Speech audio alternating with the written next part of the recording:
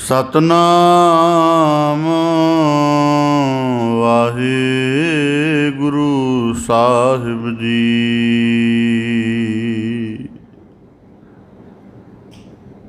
ਕਬੀਰ ਰੋੜਾ ਹੋਏ ਰਹੋ ਬਾਟ ਕਾ, ਤਜ ਮਨ ਕਾ ਬਿਮਾਨ।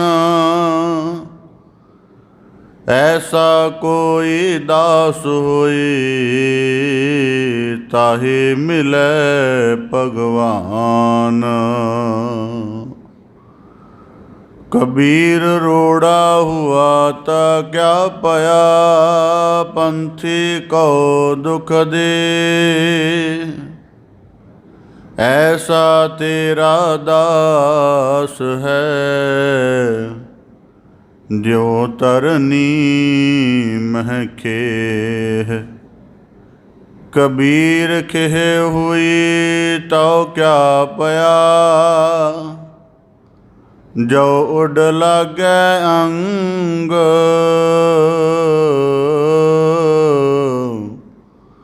हर जन ऐसा चाहिए, जो पानी सर्वंग। कबीर पानी हुआ ता क्या पया, सीरा ताता होए। हर जन ऐसा चाहिए, जैसा हर ही होए। बेसुमार अथाह अगनत अतोलै, जो बुलावो त्यो नानक दास बोले। सतनाम वाहिगुरु साहिब जी। महला पहला। उदो साहै क्या निशानी, तोट ना आवे अन्नी। उदोसीय करे ही उठी, कुड़ी रन्नी तम्मी। सती रन्नी करे स्यापा, रोवन कूड़ी कम्मी। जो लेवै सो देवै नाही, खट्टे दम सहमी। जो लेवै सो देवै नाही, खट्टे दम सहमी। वाहिगुरु जी का खालसा, वाहिगुरु जी की फतेह। धन धन सतगुरु गुरु गरीब निवाज, पतित पावन भगत वत्सल। कृपा निध दया निध करुणा निध सतगुरु श्री गुरु ग्रंथ साहिब जी दीन दयाल पातशाह। तिन्हां दी अपार मेहरामत है, अथाह बख्शिश है, अपार करुणा है सतगुरु साहिब जी की, जो सानू सब नू अपनी परम निवाजिश महामेहर करके सतगुरु साहिब जी ने अपनी पावन पवित्र मुबारक चरण शरण हजूरी दे अंतर्गत सतसंगत रूप विच जुड़न दा निर्मोलक अवसर बख्शिश कीता है जी। आप जी बड़े सुभाग्यशाली हो, बड़े उत्तम कर्म योगी हो, जो सतगुरु की रहमत नूं माणदियां होया अपने मनुखा जीवन के दुर्लभ अवसर नूं गुरु शब्द के अभ्यास नाल ਅਧਿਆਤਮਿਕ ਸਾਧਨਾ ਦੇ ਦੁਆਰਾ ਸਫਲ ਕਰਨ ਦਾ, ਸਕਾਰਥ ਕਰਨ ਦਾ ਸ਼੍ਰੇਸ਼ਟ ਨਿਰਮਲ ਯਤਨ ਕਰ ਰਹੇ ਹੋ ਜੀ। ਸਤਿਗੁਰੂ ਸ੍ਰੀ ਗੁਰੂ ਗ੍ਰੰਥ ਸਾਹਿਬ ਜੀ ਕੀ ਅਪਾਰ ਦਇਆ ਮਿਹਰ ਹੈ, ਜੋ ਆਪ ਜੀ ਰੋਜ਼ਾਨਾ ਪਾਵਨ ਪਵਿੱਤਰ ਬਾਣੀ ਦੀ ਲੜੀਵਾਰ ਕਥਾ ਦਾ ਗਿਆਨਾਤਮਕ ਅਧਿਆਤਮਕ ਲਾਭ ਪ੍ਰਾਪਤ ਕਰਦੇ ਹੋ ਜੀ। ਪਾਵਨ ਬਾਣੀ ਦੀ ਲੜੀਵਾਰ ਵਿਚਾਰ ਦੇ ਨਾਲ ਜੁੜਨ ਦਾ ਯਤਨ ਕਰੀਏ ਜੀ। ਵਿਚਾਰ ਆਰੰਭ ਕਰਨ ਤੋਂ ਪਹਿਲਾਂ ਬੜੇ ਅਦਬ ਸਹਿਤ ਉਚਾਰਨ ਕਰੋ ਜੀ। ਸਤਨਾਮ ਸ੍ਰੀ ਵਾਹਿਗੁਰੂ ਸਾਹਿਬ ਜੀ। ਮਹੱਲਾ ਪਹਿਲਾ। ਉਦੋ ਸਾਹੈ ਕਿਆ ਨੀਸਾਨੀ, ਤੋਟ ਨ ਆਵੈ ਅੰਨੀ। ਸ਼ਲੋਕ 12 ਤੇ ਵਧੀਕ। ਮਹੱਲਾ ਪਹਿਲਾ ਦੀ ਪਾਵਨ ਬਾਣੀ ਦੇ ਅੰਤਰਗਤ ਸਤਿਗੁਰੂ ਗੁਰੂ ਨਾਨਕ ਦੇਵ ਸਾਹਿਬ ਜੀ ਬਖਸ਼ਿਸ਼ ਕਰਦੇ ਹਨ। ਪਾਵਨ ਬਾਣੀ ਦੇ ਪ੍ਰਵਾਹ ਦੇ ਅੰਤਰਗਤ ਦੂਜੀ ਵਾਰੀ ਮਹੱਲਾ ਪਹਿਲਾ ਸ਼ਬਦ ਤਾਂ ਅੰਕਿਤ ਕੀਤਾ ਹੈ ਕਿ ਗੁਰੂ ਨਾਨਕ ਦੇਵ ਸਾਹਿਬ ਜੀ ਨੇ ਜੋ ਸ਼ਲੋਕ 12 ਤੇ ਵਧੀਕ ਮਹੱਲਾ ਪਹਿਲਾ ਦੀ ਪਾਵਨ ਬਾਣੀ ਦੇ ਅੰਤਰਗਤ ਸ਼ਲੋਕ ਰਚੇ ਹਨ, ਉਹਨਾਂ ਦੇ ਵਿੱਚ ਇੱਕ ਸ਼ਲੋਕ ਤੀਜੇ ਪਾਤਸ਼ਾਹ ਗੁਰੂ ਅਮਰਦਾਸ ਸਾਹਿਬ ਜੀ ਦਾ ਇਸ ਤੋਂ ਪਹਿਲਾਂ ਪਾਠ ਦੇ ਪ੍ਰਵਾਹ ਵਿੱਚ ਦਰਜ ਹੋਇਆ ਸੀ। ਭਾਵ ਕਿ ਲਾਹੌਰ ਸ਼ਹਿਰ ਅੰਮ੍ਰਿਤਸਰ ਸਿਫਤੀ ਦਾ ਘਰ। ਹੁਣ ਉਸ ਤੋਂ ਬਾਅਦ ਫਿਰ ਸਤਿਗੁਰੂ ਗੁਰੂ ਨਾਨਕ ਦੇਵ ਸਾਹਿਬ ਜੀ ਦੇ ਸ਼ਲੋਕਾਂ ਦਾ ਪਾਠ ਅੰਕਿਤ ਹੈ। ਜ਼ਿਕਰ ਮਿਲਦਾ ਟੀਕਾਕਾਰਾਂ ਨੇ ਇਸ ਤਰ੍ਹਾਂ ਲਿਖਿਆ ਕਿ ਜਦ ਸਤਿਗੁਰੂ ਸਾਹਿਬ ਜੀ ਲਾਹੌਰ ਸ਼ਹਿਰ ਵਿਖੇ ਗਏ, ਉੱਥੇ ਜਾ ਕੇ ਠਹਿਰੇ, ਜਿਤਨੇ ਮਨੁੱਖ, ਜਿਤਨੇ ਪ੍ਰੇਮੀ ਭਾਵਨਾ ਵਾਲੇ ਸ਼ਖਸ ਗੁਰੂ ਨਾਨਕ ਸਾਹਿਬ ਜੀ ਦੇ ਚਰਨ ਕਮਲਾਂ ਪਾਸ ਆਏ, ਰੱਬੀ ਰੰਗ ਦੀ, ਕੀਰਤਨ ਦੀ, ਮਾਲਕ ਦੀ ਭਗਤੀ ਦੀ, ਗਿਆਨ ਦੀ ਚਰਚਾ ਦੀ, ਅਧਿਆਤਮਕ ਦੇ ਮਾਰਗ ਦੀ ਬਾਤ ਕਰਨ ਦੀ ਬਜਾਏ ਉੱਥੇ ਕੁਝ ਮਨੁੱਖਾਂ ਨੇ ਆ ਕੇ ਗੁਰੂ ਨਾਨਕ ਦੇਵ ਸਾਹਿਬ ਜੀ ਨੂੰ ਪੁੱਛਿਆ ਕਿ ਤੁਹਾਨੂੰ ਪਤਾ ਹੈ ਕਿ ਆਪ ਜੀ ਜਾਣਦੇ ਹੋ ਕਿ ਇਸ ਸ਼ਹਿਰ ਦੇ ਵਿੱਚ ਸਭ ਤੋਂ ਵੱਡਾ ਜਿਹੜਾ ਸ਼ਾਹੂਕਾਰ ਕੌਣ ਹੈ? ਫਿਰ ਉਹਨਾਂ ਨੇ ਆਪ ਹੀ ਦੱਸਦਿਆਂ ਕਿਹਾ ਕਿ ਸਭ ਤੋਂ ਵੱਡਾ ਸ਼ਾਹੂਕਾਰ ਇੱਥੇ ਉਦੋਂ ਹੈ, ਉਹਦਾ ਨਾਮ ਉਦੋਂ ਕਿਹਾ ਜਾਂਦਾ ਹੈ।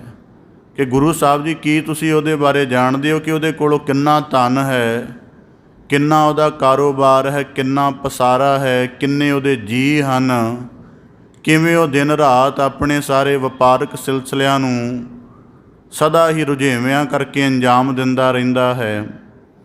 ਜਦੋਂ ਸਤਿਗੁਰੂ ਗੁਰੂ ਨਾਨਕ ਦੇਵ ਸਾਹਿਬ ਜੀ ਨੂੰ ਇਹ ਜ਼ਿਕਰ ਉੱਥੋਂ ਦੇ ਜਿਹੜੇ ਉਦੋਂ ਦੀ ਅਮੀਰੀ ਤੋਂ, ਉਹਦੇ ਕਾਰੋਬਾਰ ਤੋਂ, ਉਹਦੇ ਮਾਇਆ ਦੇ ਵਿਸ਼ਾਲ ਪਸਾਰੇ ਤੋਂ ਪ੍ਰਭਾਵਿਤ ਸਨ, ਜਦੋਂ ਗੁਰੂ ਨਾਨਕ ਦੇਵ ਸਾਹਿਬ ਜੀ ਮਹਾਰਾਜ ਜੀ ਨੂੰ ਇਹ ਨਿਸ਼ਾਨੀਆਂ ਪੁੱਛਦੇ ਹਨ ਕਿ ਉਦੋਂ ਸ਼ਾਹ ਕੌਣ ਹੈ, ਕੀ ਤੁਸੀਂ ਉਸ ਨੂੰ ਜਾਣਦੇ ਹੋ, ਤਾਂ ਗੁਰੂ ਸਾਹਿਬ ਜੀ ਉਚਾਰਨ ਕਰਦੇ ਹਨ, ਉਦੋਂ ਸਾਹ ਹੈ ਕਿਆ ਨੀਸਾਨੀ, ਤੋਟ ਨ ਆਵੈ ਅੰਨੀ।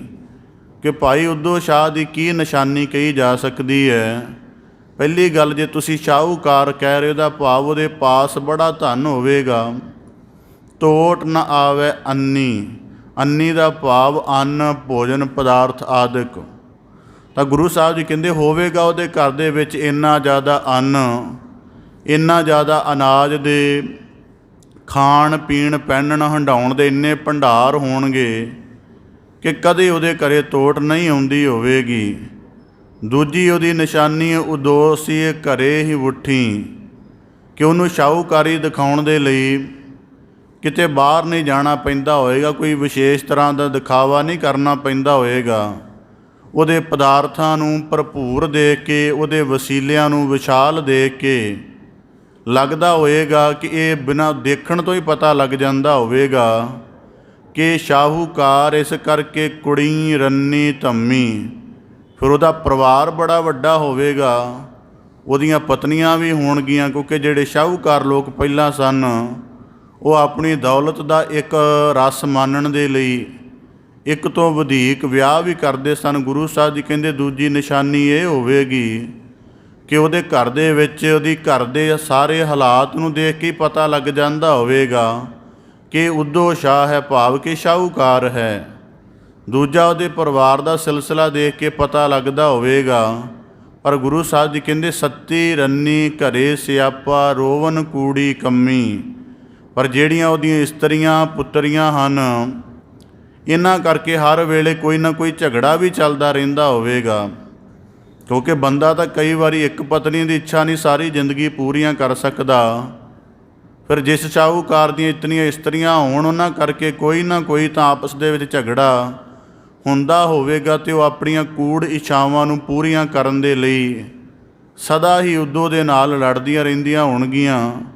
ਜੋ ਲੇਵੈ ਸੋ ਦੇਵੈ ਨਾਹੀਂ ਖੱਟੇ ਦਮ ਸਹੰਮੀ, ਕਿ ਜੋ ਮਾਲਕ ਸਿਰਜਣਹਾਰ ਨੇ ਪ੍ਰਾਣ ਦਿੱਤੇ ਨੇ, ਉਸ ਉਦੋਂ ਸ਼ਾਹ ਨੇ ਉਹਦਾ ਕੋਈ ਵੱਡਾ ਅਰਥ ਨਹੀਂ ਕਮਾਇਆ। ਉਹਨਾਂ ਪ੍ਰਾਣਾਂ ਦੇ ਨਾਲ ਕੇਵਲ ਧਨ ਕਮਾਇਆ, ਆਪਣੇ ਜੀਵਨ ਦਾ ਬਲ ਲਗਾ ਕੇ ਮਾਇਆ ਦੀ ਸੰਪਦਾ ਇਕੱਠੀ ਕੀਤੀ।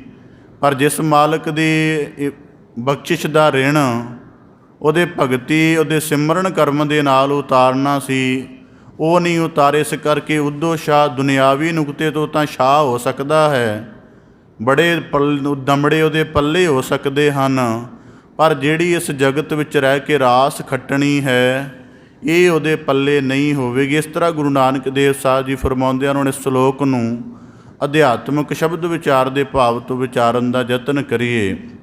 ਗੁਰੂ ਸਾਹਿਬ ਜੀ ਬਖਸ਼ਿਸ਼ ਕਰਦੇ, ਉਦੋਂ ਸਾਹ ਹੈ ਕਿਆ ਨਿਸ਼ਾਨੀ, ਕਿ ਦੁਨੀਆ ਦੇ ਵਿੱਚ ਮਾਇਆ ਵਾਲੇ ਸੰਪਦਾ ਮਨੁੱਖਾਂ ਦੀ ਸਭ ਤੋਂ ਵੱਡੀ ਬਾਤ ਕੀ ਹੈ ਕਿ ਉਹ ਲੋੜ ਤੋਂ ਕਈ ਹਜ਼ਾਰ ਗੁਣਾ ਵੱਧ ਪੈਦਾ ਕਰਦੇ ਨੇ, ਔਰ ਕਈ ਹਜ਼ਾਰ ਵੱਧ ਗੁਣਾ ਪੈਦਾ ਕਰਨ ਤੋਂ ਬਾਅਦ ਫਿਰ ਉਹਨੂੰ ਆਪਣੀ ਹੀ ਇਵਜ, ਆਪਣੀ ਹੀ ਅਧਿਕਾਰਤ ਜਿਹੜੀ ਹੈ ਸੰਪਦਾ ਮੰਨਦੇ ਹਨ। ਕਿ ਮਾਇਆ ਦੇ ਭੌਤਿਕ ਆਕਰਸ਼ਣ ਵਿੱਚ ਜਿਹੜਾ ਬੰਦਾ ਹੈ, ਪਹਿਲੀ ਗੱਲ ਉਹ ਆਪਣੀ ਲੋੜ ਤੋਂ ਹਜ਼ਾਰਾਂ ਗੁਣਾ ਵੱਧ ਸੰਚਿਤ ਕਰੇਗਾ। ਖੁਦ ਭੋਜਨ ਦੀ 2 ਪ੍ਰਸ਼ਾਦੇ ਸਵੇਰ ਸ਼ਾਮ ਦੀ ਲੋੜ ਹੈ, ਪਰ ਇਤਨੀ ਜ਼ਿਆਦਾ ਸੰਪਦਾ ਇਕੱਤਰਿਤ ਕਰੇਗਾ ਭੋਜਨ ਦੇ ਤਲ 'ਤੇ, ਪਹਿਨਣ ਦੇ ਤਲ 'ਤੇ, ਹੋਰ ਸਭ ਖਾਣ ਪੀਣ ਦੇ ਤਲ 'ਤੇ ਹਜ਼ਾਰ ਗੁਣਾ ਵੱਧ ਸੰਚਿਤ ਕਰੇਗਾ। ਫਿਰ ਉਹ ਸੰਚਿਤ ਕਰਕੇ ਉਸ ਸੰਚਿਤ ਦੇ ਵਿੱਚ ਕੋਈ ਦਾਨ ਜਾਂ ਉਦਾਰ ਭਾਵ ਨਹੀਂ ਹੋਏਗਾ, ਉਹਦੇ ਵਿੱਚ ਹੋਏਗਾ ਕਿ ਇਹ ਕੇਵਲ ਮੇਰਾ ਹੈ। ਅਤੇ ਉਹਦੇ ਉੱਪਰ ਐਸੀ ਪਕੜ ਬਣਾ ਕੇ ਰੱਖੇਗਾ ਕਿ ਦੂਜੇ ਦੇ ਹਿੱਸੇ ਵਿੱਚ ਚਾਹੇ ਧਰਮ ਦੇ ਹਿੱਤ, ਚਾਹੇ ਦਾਨ ਦੇ ਹਿੱਤ, ਚਾਹੇ ਪਰਉਪਕਾਰ ਦੇ ਹਿੱਤ, ਉਹ ਜਰਾ ਜਿੰਨੀ ਵਸਤ ਵੀ ਨਹੀਂ ਦੇਣ ਦਿੰਦਾ ਹੋਵੇਗਾ। ਇਹ ਗੁਰੂ ਸਾਹਿਬ ਜੀ ਕਹਿੰਦੇ ਉਦੋਂ ਸ਼ਾਹ ਹੈ ਕਿ ਸੰਸਾਰ ਦੇ ਵਿੱਚ ਜਿਨ੍ਹਾਂ ਨੂੰ ਅਸੀਂ ਸ਼ਾਹੂਕਾਰ ਗਿਣਦੇ ਹਾਂ, ਉਹਨਾਂ ਦੇ ਜੀਵਨ ਦੀ ਇਹ ਇੱਕ ਨਿਸ਼ਾਨੀ ਬਣਦੀ ਹੈ। ਗੁਰੂ ਸਾਹਿਬ ਜੀ ਕਹਿੰਦੇ ਕਿ ਤੋਟ ਨਾ ਆਵੇ ਅੰਨੀ, ਕਿ ਉਹ ਬਾਹਰੀ ਵਸੀਲਿਆਂ ਨੂੰ ਪ੍ਰਮੁੱਖ ਜਾਣਦੇ ਹਨ। ਕਿ ਜੀਵਨ ਜੇ ਬੜੇ ਵਸੀਲਿਆਂ ਨੂੰ, ਆਪਣੇ ਜਿੰਨੇ ਸੋਰਸਜ ਹਨ, ਜੇ ਇਹਨਾਂ ਨੂੰ ਬੜਾ ਰਿਚ ਕਰ ਲਈਏ, ਇਹਨਾਂ ਨੂੰ ਬੜਾ ਇੱਕ ਤਰੀਕੇ ਦੇ ਨਾਲ ਸਟੇਬਲ ਕਰ ਲਈਏ, ਤਾਂ ਫਿਰ ਹੀ ਸਾਡਾ ਜੀਵਨ ਹੈ। ਗੁਰੂ ਸਾਹਿਬ ਜੀ ਕਹਿੰਦੇ ਮਾਇਆਧਾਰੀ ਸੰਪਦਾ ਵਾਲੇ ਬੰਦੇ ਦੀ ਇਹ ਨਿਸ਼ਾਨੀ ਹੈ। ਦੁਨੀਆ ਭਾਵੇਂ ਉਹਨੂੰ ਸ਼ਾਹੂਕਾਰ ਆਖਦੀ ਹੈ, ਉਹਦੀ ਜ਼ਿੰਦਗੀ ਦੀ ਪਹਿਲੀ ਦੌੜ ਹੈ ਕਿ ਉਹ ਆਪਣੇ ਸੋਰਸਜ ਨੂੰ, ਜਿਹੜੇ ਸੋਰਸਜ ਜ਼ਿੰਦਗੀ ਦੇ ਲਈ ਪੂਰੀ ਤਰ੍ਹਾਂ ਸਾਜ਼ਗਾਰ ਵੀ ਨਹੀਂ ਹਨ, ਮਕਾਨ, ਭੋਜਨ, ਇਹ ਇਤਨੀਆਂ ਕੁ ਲੋੜਾਂ ਹਨ, ਪਰ ਇਹਨਾਂ ਦੇ ਪਸਾਰੇ ਵਿੱਚ ਹੀ ਇੰਨਾ ਜ਼ਿਆਦਾ ਲੰਬਾ ਪਏ ਹਨ, ਫਿਰ ਇੱਥੋਂ ਤੱਕ ਸੰਚਦੇ ਹਨ ਕਿ ਉਹਨਾਂ ਚੀਜ਼ਾਂ ਦੀ ਫਿਰ ਤੋੜ ਨਹੀਂ ਆਉਂਦੀ। ਸੈਰ ਕਰਨ ਦੇ ਲਈ ਇੱਕ ਵੱਖਰਾ ਬਗੀਚਾ, ਰਹਿਣ ਦੇ ਲਈ ਵੱਖਰਾ, ਸਭ ਤਰੀਕਿਆਂ ਦੇ ਨਾਲ ਉਹ ਵਿਸ਼ਾਲ ਪਸਾਰਾ ਕਰਦੇ ਹਨ। ਅਸੀਂ ਸੰਸਾਰ ਦੇ ਵਿੱਚ ਸ਼ਬਦ ਵਰਤਦੇ ਅਕਸਰ ਮਾਇਆਧਾਰੀ। ਸਾਨੂੰ ਬਹੁਤੀ ਵਾਰੀ ਇਉਂ ਪ੍ਰਤੀਤ ਹੁੰਦਾ ਹੈ ਕਿ ਮਾਇਆਧਾਰੀ ਦਾ ਭਾਵ ਜਿਹੜਾ ਕੇਵਲ ਧਨ ਸੰਪਦਾ ਵਾਲਾ ਹੈ। ਮਾਇਆਧਾਰੀ ਦਾ ਭਾਵ ਹੈ ਕਿ ਜਿਹੜਾ ਮਟੀਰੀਅਲ ਨੂੰ, ਜਿਹੜਾ ਭੌਤਿਕ ਪਦਾਰਥ ਨੂੰ, ਨਾਸ਼ਵਾਨ ਪਦਾਰਥ ਨੂੰ ਲਗਾਤਾਰ ਸੰਚਦਾ ਹੈ, ਫਿਰ ਲਗਾਤਾਰ ਸੰਚਣ ਤੋਂ ਬਾਅਦ ਉਹਦੇ 'ਤੇ ਆਪਣੀ ਗਹਿਰੀ ਪਕੜ ਵੀ ਬਣਾਈ ਰੱਖਦਾ ਹੈ। ਤਾਂ ਗੁਰੂ ਸਾਹਿਬ ਜੀ ਕਹਿੰਦੇ ਇਸ ਕਰਕੇ ਉਦੋਂ ਸਾਹ ਹੈ ਕਿਆ ਨਿਸ਼ਾਨੀ, ਮਾਇਆਧਾਰੀ ਸੰਪਦਾ ਵਾਲੇ ਬੰਦੇ ਦੀ ਨਿਸ਼ਾਨੀ ਹੈ ਕਿ ਤੋਟ ਨਾ ਆਵੇ ਅੰਨੀ। ਉਹਦੇ ਜੀਵਨ ਦੇ ਜਿਹੜੇ ਬਾਹਰੀ ਭੌਤਿਕ ਵਸੀਲੇ ਹਨ, ਉਹ ਉਹਨਾਂ ਨੂੰ ਪੂਰਿਆਂ ਕਰਨ ਦੇ ਲਈ ਪੂਰੀ ਜੀ ਜਾਨ ਲਗਾ ਦਿੰਦਾ ਹੈ। ਉਦੋਂ ਸੀਅ ਘਰੇ ਹੀ ਉੱਠੀ ਕੁੜੀ ਰੰਨੀ ਧੰਮੀ, ਕਿ ਫਿਰ ਉਹਦੇ ਘਰ ਦੇ ਵਿੱਚ ਸ਼ਾਹੂਕਾਰੀ ਐਸੀ ਵਸਦੀ ਹੈ ਕਿ ਫਿਰ ਗੁਰੂ ਸਾਹਿਬ ਜੀ ਕਹਿੰਦੇ ਕੁੜੀ ਰੰਨੀ ਧੰਮੀ, ਜਿਵੇਂ ਪਹਿਲਾਂ ਜ਼ਿਕਰ ਕੀਤਾ ਕਿ ਉਹਦੇ ਘਰ ਵਿੱਚ ਪੁੱਤਰੀਆਂ ਹਨ, ਪਤਨੀਆਂ ਹਨ, ਤਾਂ ਫਿਰ ਗੁਰੂ ਸਾਹਿਬ ਜੀ ਕਹਿੰਦੇ ਮਾਇਆਧਾਰੀ ਸੰਪਦਾ ਵਾਲੇ ਬੰਦੇ ਦੇ ਜੀਵਨ ਵਿੱਚ ਕੁੜੀ ਭਾਵ ਕਿ ਕੂੜੀਆਂ ਜਿਹੜੀਆਂ ਹਨ, ਕੂੜੀਆਂ ਤ੍ਰਿਸ਼ਨਾਵਾਂ ਹਨ ਜਿਹੜੀਆਂ ਵਿਅਰਥ ਕਿਸਮ ਦੀਆਂ। ਰੰਨੀ ਦਾ ਭਾਵ ਜਿਹੜੀਆਂ ਇੰਦਰੀਆਂ ਹਨ, ਕਿ ਪਹਿਲਾਂ ਜੀਵਨ ਦੇ ਅੰਦਰ ਤ੍ਰਿਸ਼ਨਾ ਪੈਦਾ ਹੁੰਦੀ ਹੈ। ਜਿਵੇਂ ਉਦੋਂ ਸ਼ਾਹ ਨੂੰ ਹਰ ਵੇਲੇ ਇਹ ਉੱਦਮ ਬਣਿਆ ਰਹਿੰਦਾ ਸੀ ਕੁਝ ਨਾ ਕੁਝ ਕੀਤਾ ਜਾਵੇ, ਅਤੇ ਉਹਦਾ ਕਾਰਨ ਸੀ ਕਿ ਉਹਦੀ ਕਦੀ ਪਤਨੀਆਂ ਮੰਗ ਕਰਦੀਆਂ ਸਨ, ਕਦੇ ਉਹਦੀਆਂ ਪੁੱਤਰੀਆਂ ਮੰਗ ਕਰਦੀਆਂ ਸਨ, ਕਿ ਜਿਹੜਾ ਮਾਇਆਧਾਰੀ ਜੀਵ ਹੈ ਉਹਦੇ ਅੰਦਰ ਤ੍ਰਿਸ਼ਨਾ ਭਾਰੂ ਹੁੰਦੀ ਹੈ, ਅਤੇ ਤ੍ਰਿਸ਼ਨਾ ਹਰ ਵੇਲੇ ਇੰਦਰੀਆਂ ਨੂੰ ਆਪਣੇ ਅਧੀਨ ਕਰੀ ਰੱਖਦੀ ਹੈ। ਕਦੇ ਕਾਮ ਦੀ ਤ੍ਰਿਸ਼ਨਾ ਨੇਤਰਾਂ ਦੀ, ਨੇਤਰ ਰੂਪ ਇੰਦਰੀ ਨੂੰ ਆਪਣੇ ਅਧੀਨ ਕਰਦੀ ਹੈ। ਕਦੇ ਲੋਭ ਰੂਪ ਦੇ ਵਿੱਚ ਜਿਹੜੀ ਵਾਸਨਾ ਹੈ ਉਹ ਦੂਜੇ ਪਦਾਰਥ ਨੂੰ ਚਰਾਉਣ 'ਤੇ, ਨਾਜਾਇਜ਼ ਢੰਗ ਦੇ ਨਾਲ ਹਥਿਆਉਣ 'ਤੇ ਉਤਾਰੂ ਰਹਿੰਦੀ ਹੈ। ਇਸ ਕਰਕੇ ਗੁਰੂ ਸਾਹਿਬ ਜੀ ਕਹਿੰਦੇ ਐਸੇ ਮਨੁੱਖ ਦੇ ਅੰਦਰ ਉਹਦੀਆਂ ਕੂੜ ਵਾਸਨਾਵਾਂ ਦਾ, ਤ੍ਰਿਸ਼ਨਾਵਾਂ ਦਾ ਅਤੇ ਉਹਦੀਆਂ ਇੰਦਰੀਆਂ ਦਾ ਧੰਮੀ ਭਾਵ ਧਮੱਚੜ ਪਿਆ ਰਹਿੰਦਾ ਹੈ, ਕਿ ਕਦੇ ਤ੍ਰਿਸ਼ਨਾ ਭਾਰੂ ਹੋ ਜਾਂਦੀ ਹੈ, ਫਿਰ ਉਹ ਇੰਦਰੀਆਂ ਨੂੰ ਆਪਣੇ ਅਧੀਨ ਲਾ ਲੈਂਦੀ ਹੈ। ਕਦੇ ਇੰਦਰੀਆਂ ਦਾ ਜਿਹੜਾ ਬਣਿਆ ਹੋਇਆ ਸੁਭਾਅ ਹੈ ਉਹ ਬਾਰ-ਬਾਰ ਤ੍ਰਿਸ਼ਨਾ ਵੱਲ ਭੱਜਦਾ। ਇਸ ਕਰਕੇ ਗੁਰੂ ਸਾਹਿਬ ਜੀ ਕਹਿੰਦੇ ਮਾਇਆਧਾਰੀ ਬੰਦੇ ਦੇ ਅੰਦਰ ਧਮੱਚੜ ਬਣਿਆ ਪੈਂਦਾ। ਧਮੱਚੜ ਦਾ ਭਾਵ ਇਹ ਹੈ ਕਿ ਕਦੇ ਇੱਕ ਚੀਜ਼ ਕਦੇ ਦੂਜੇ 'ਤੇ ਉਤਾਰੂ ਹੋ ਜਾਣੀ, ਦੂਜੀ ਚੀਜ਼ ਕਦੇ ਪਹਿਲੇ 'ਤੇ ਭਾਰੂ ਜਾਂ ਉਲਾਰੂ ਹੋ ਜਾਣੀ। ਇਹਨੂੰ ਮਨੋਵਿਗਿਆਨਕ ਨੁਕਤੇ ਤੋਂ ਸਮਝੋ। ਧਮੱਚੜ ਕਿਵੇਂ ਮੱਚਿਆ ਰਹਿੰਦਾ ਮਾਇਆਧਾਰੀ ਜੀਵ ਦੇ ਅੰਦਰ? ਪਹਿਲਾ ਨੁਕਤਾ ਕਿ ਉਹ ਬਾਹਰ ਮੁਖੀ ਜਗਤ ਦੇ ਆਕਰਸ਼ਣ ਵਿੱਚ ਹੈ, ਅਤੇ ਉਹਦੇ ਲਈ ਉਹ ਕੀ ਕਰਦਾ ਹੈ, ਦੂਜੇ ਦਾ ਰੂਪ ਨਜ਼ਰ ਆਇਆ, ਉਸ ਰੂਪ ਦੇ ਵਿੱਚੋਂ ਮਾਲਕ ਦਾ ਅਕਸ ਦੇਖਣ ਦੀ ਬਜਾਏ ਜਾਂ ਉਹਦੇ ਤੋਂ ਬਿਲਕੁਲ ਬੇਲਾਗ ਰਹਿਣ ਦੀ ਬਜਾਏ ਆਪਣੀ ਕਾਮ ਵਾਸਨਾ ਦੀ ਮਲੀਨਤਾ ਆਪਣੇ ਨੇਤਰਾਂ ਦੁਆਰਾ ਉਹਦੇ 'ਤੇ ਉਲਾਰ ਕਰ ਦਿੰਦਾ ਹੈ। ਪਹਿਲਾਂ ਖੁਦ ਐਸਾ ਯਤਨ ਕੀਤਾ, ਫਿਰ ਜਦੋਂ ਬਾਅਦ ਦੇ ਵਿੱਚ ਕਿਤੇ ਟਿਕ ਕੇ ਬੈਠ ਗਿਆ, ਉਦੋਂ ਜਿਹੜਾ ਕਾਮ ਵਾਸਨਾ ਦੀ ਮਲੀਨਤਾ ਦਾ ਨੇਤਰਾਂ ਦੁਆਰਾ ਲਿਆ ਹੋਇਆ ਰਸ ਹੈ, ਬਾਅਦ ਦੇ ਵਿੱਚ ਮਨ ਦੇ ਅੰਦਰ ਤਰ੍ਹਾਂ ਤਰ੍ਹਾਂ ਦੇ ਫੁਰਨੇ ਪੈਦਾ ਕਰਦਾ ਹੈ।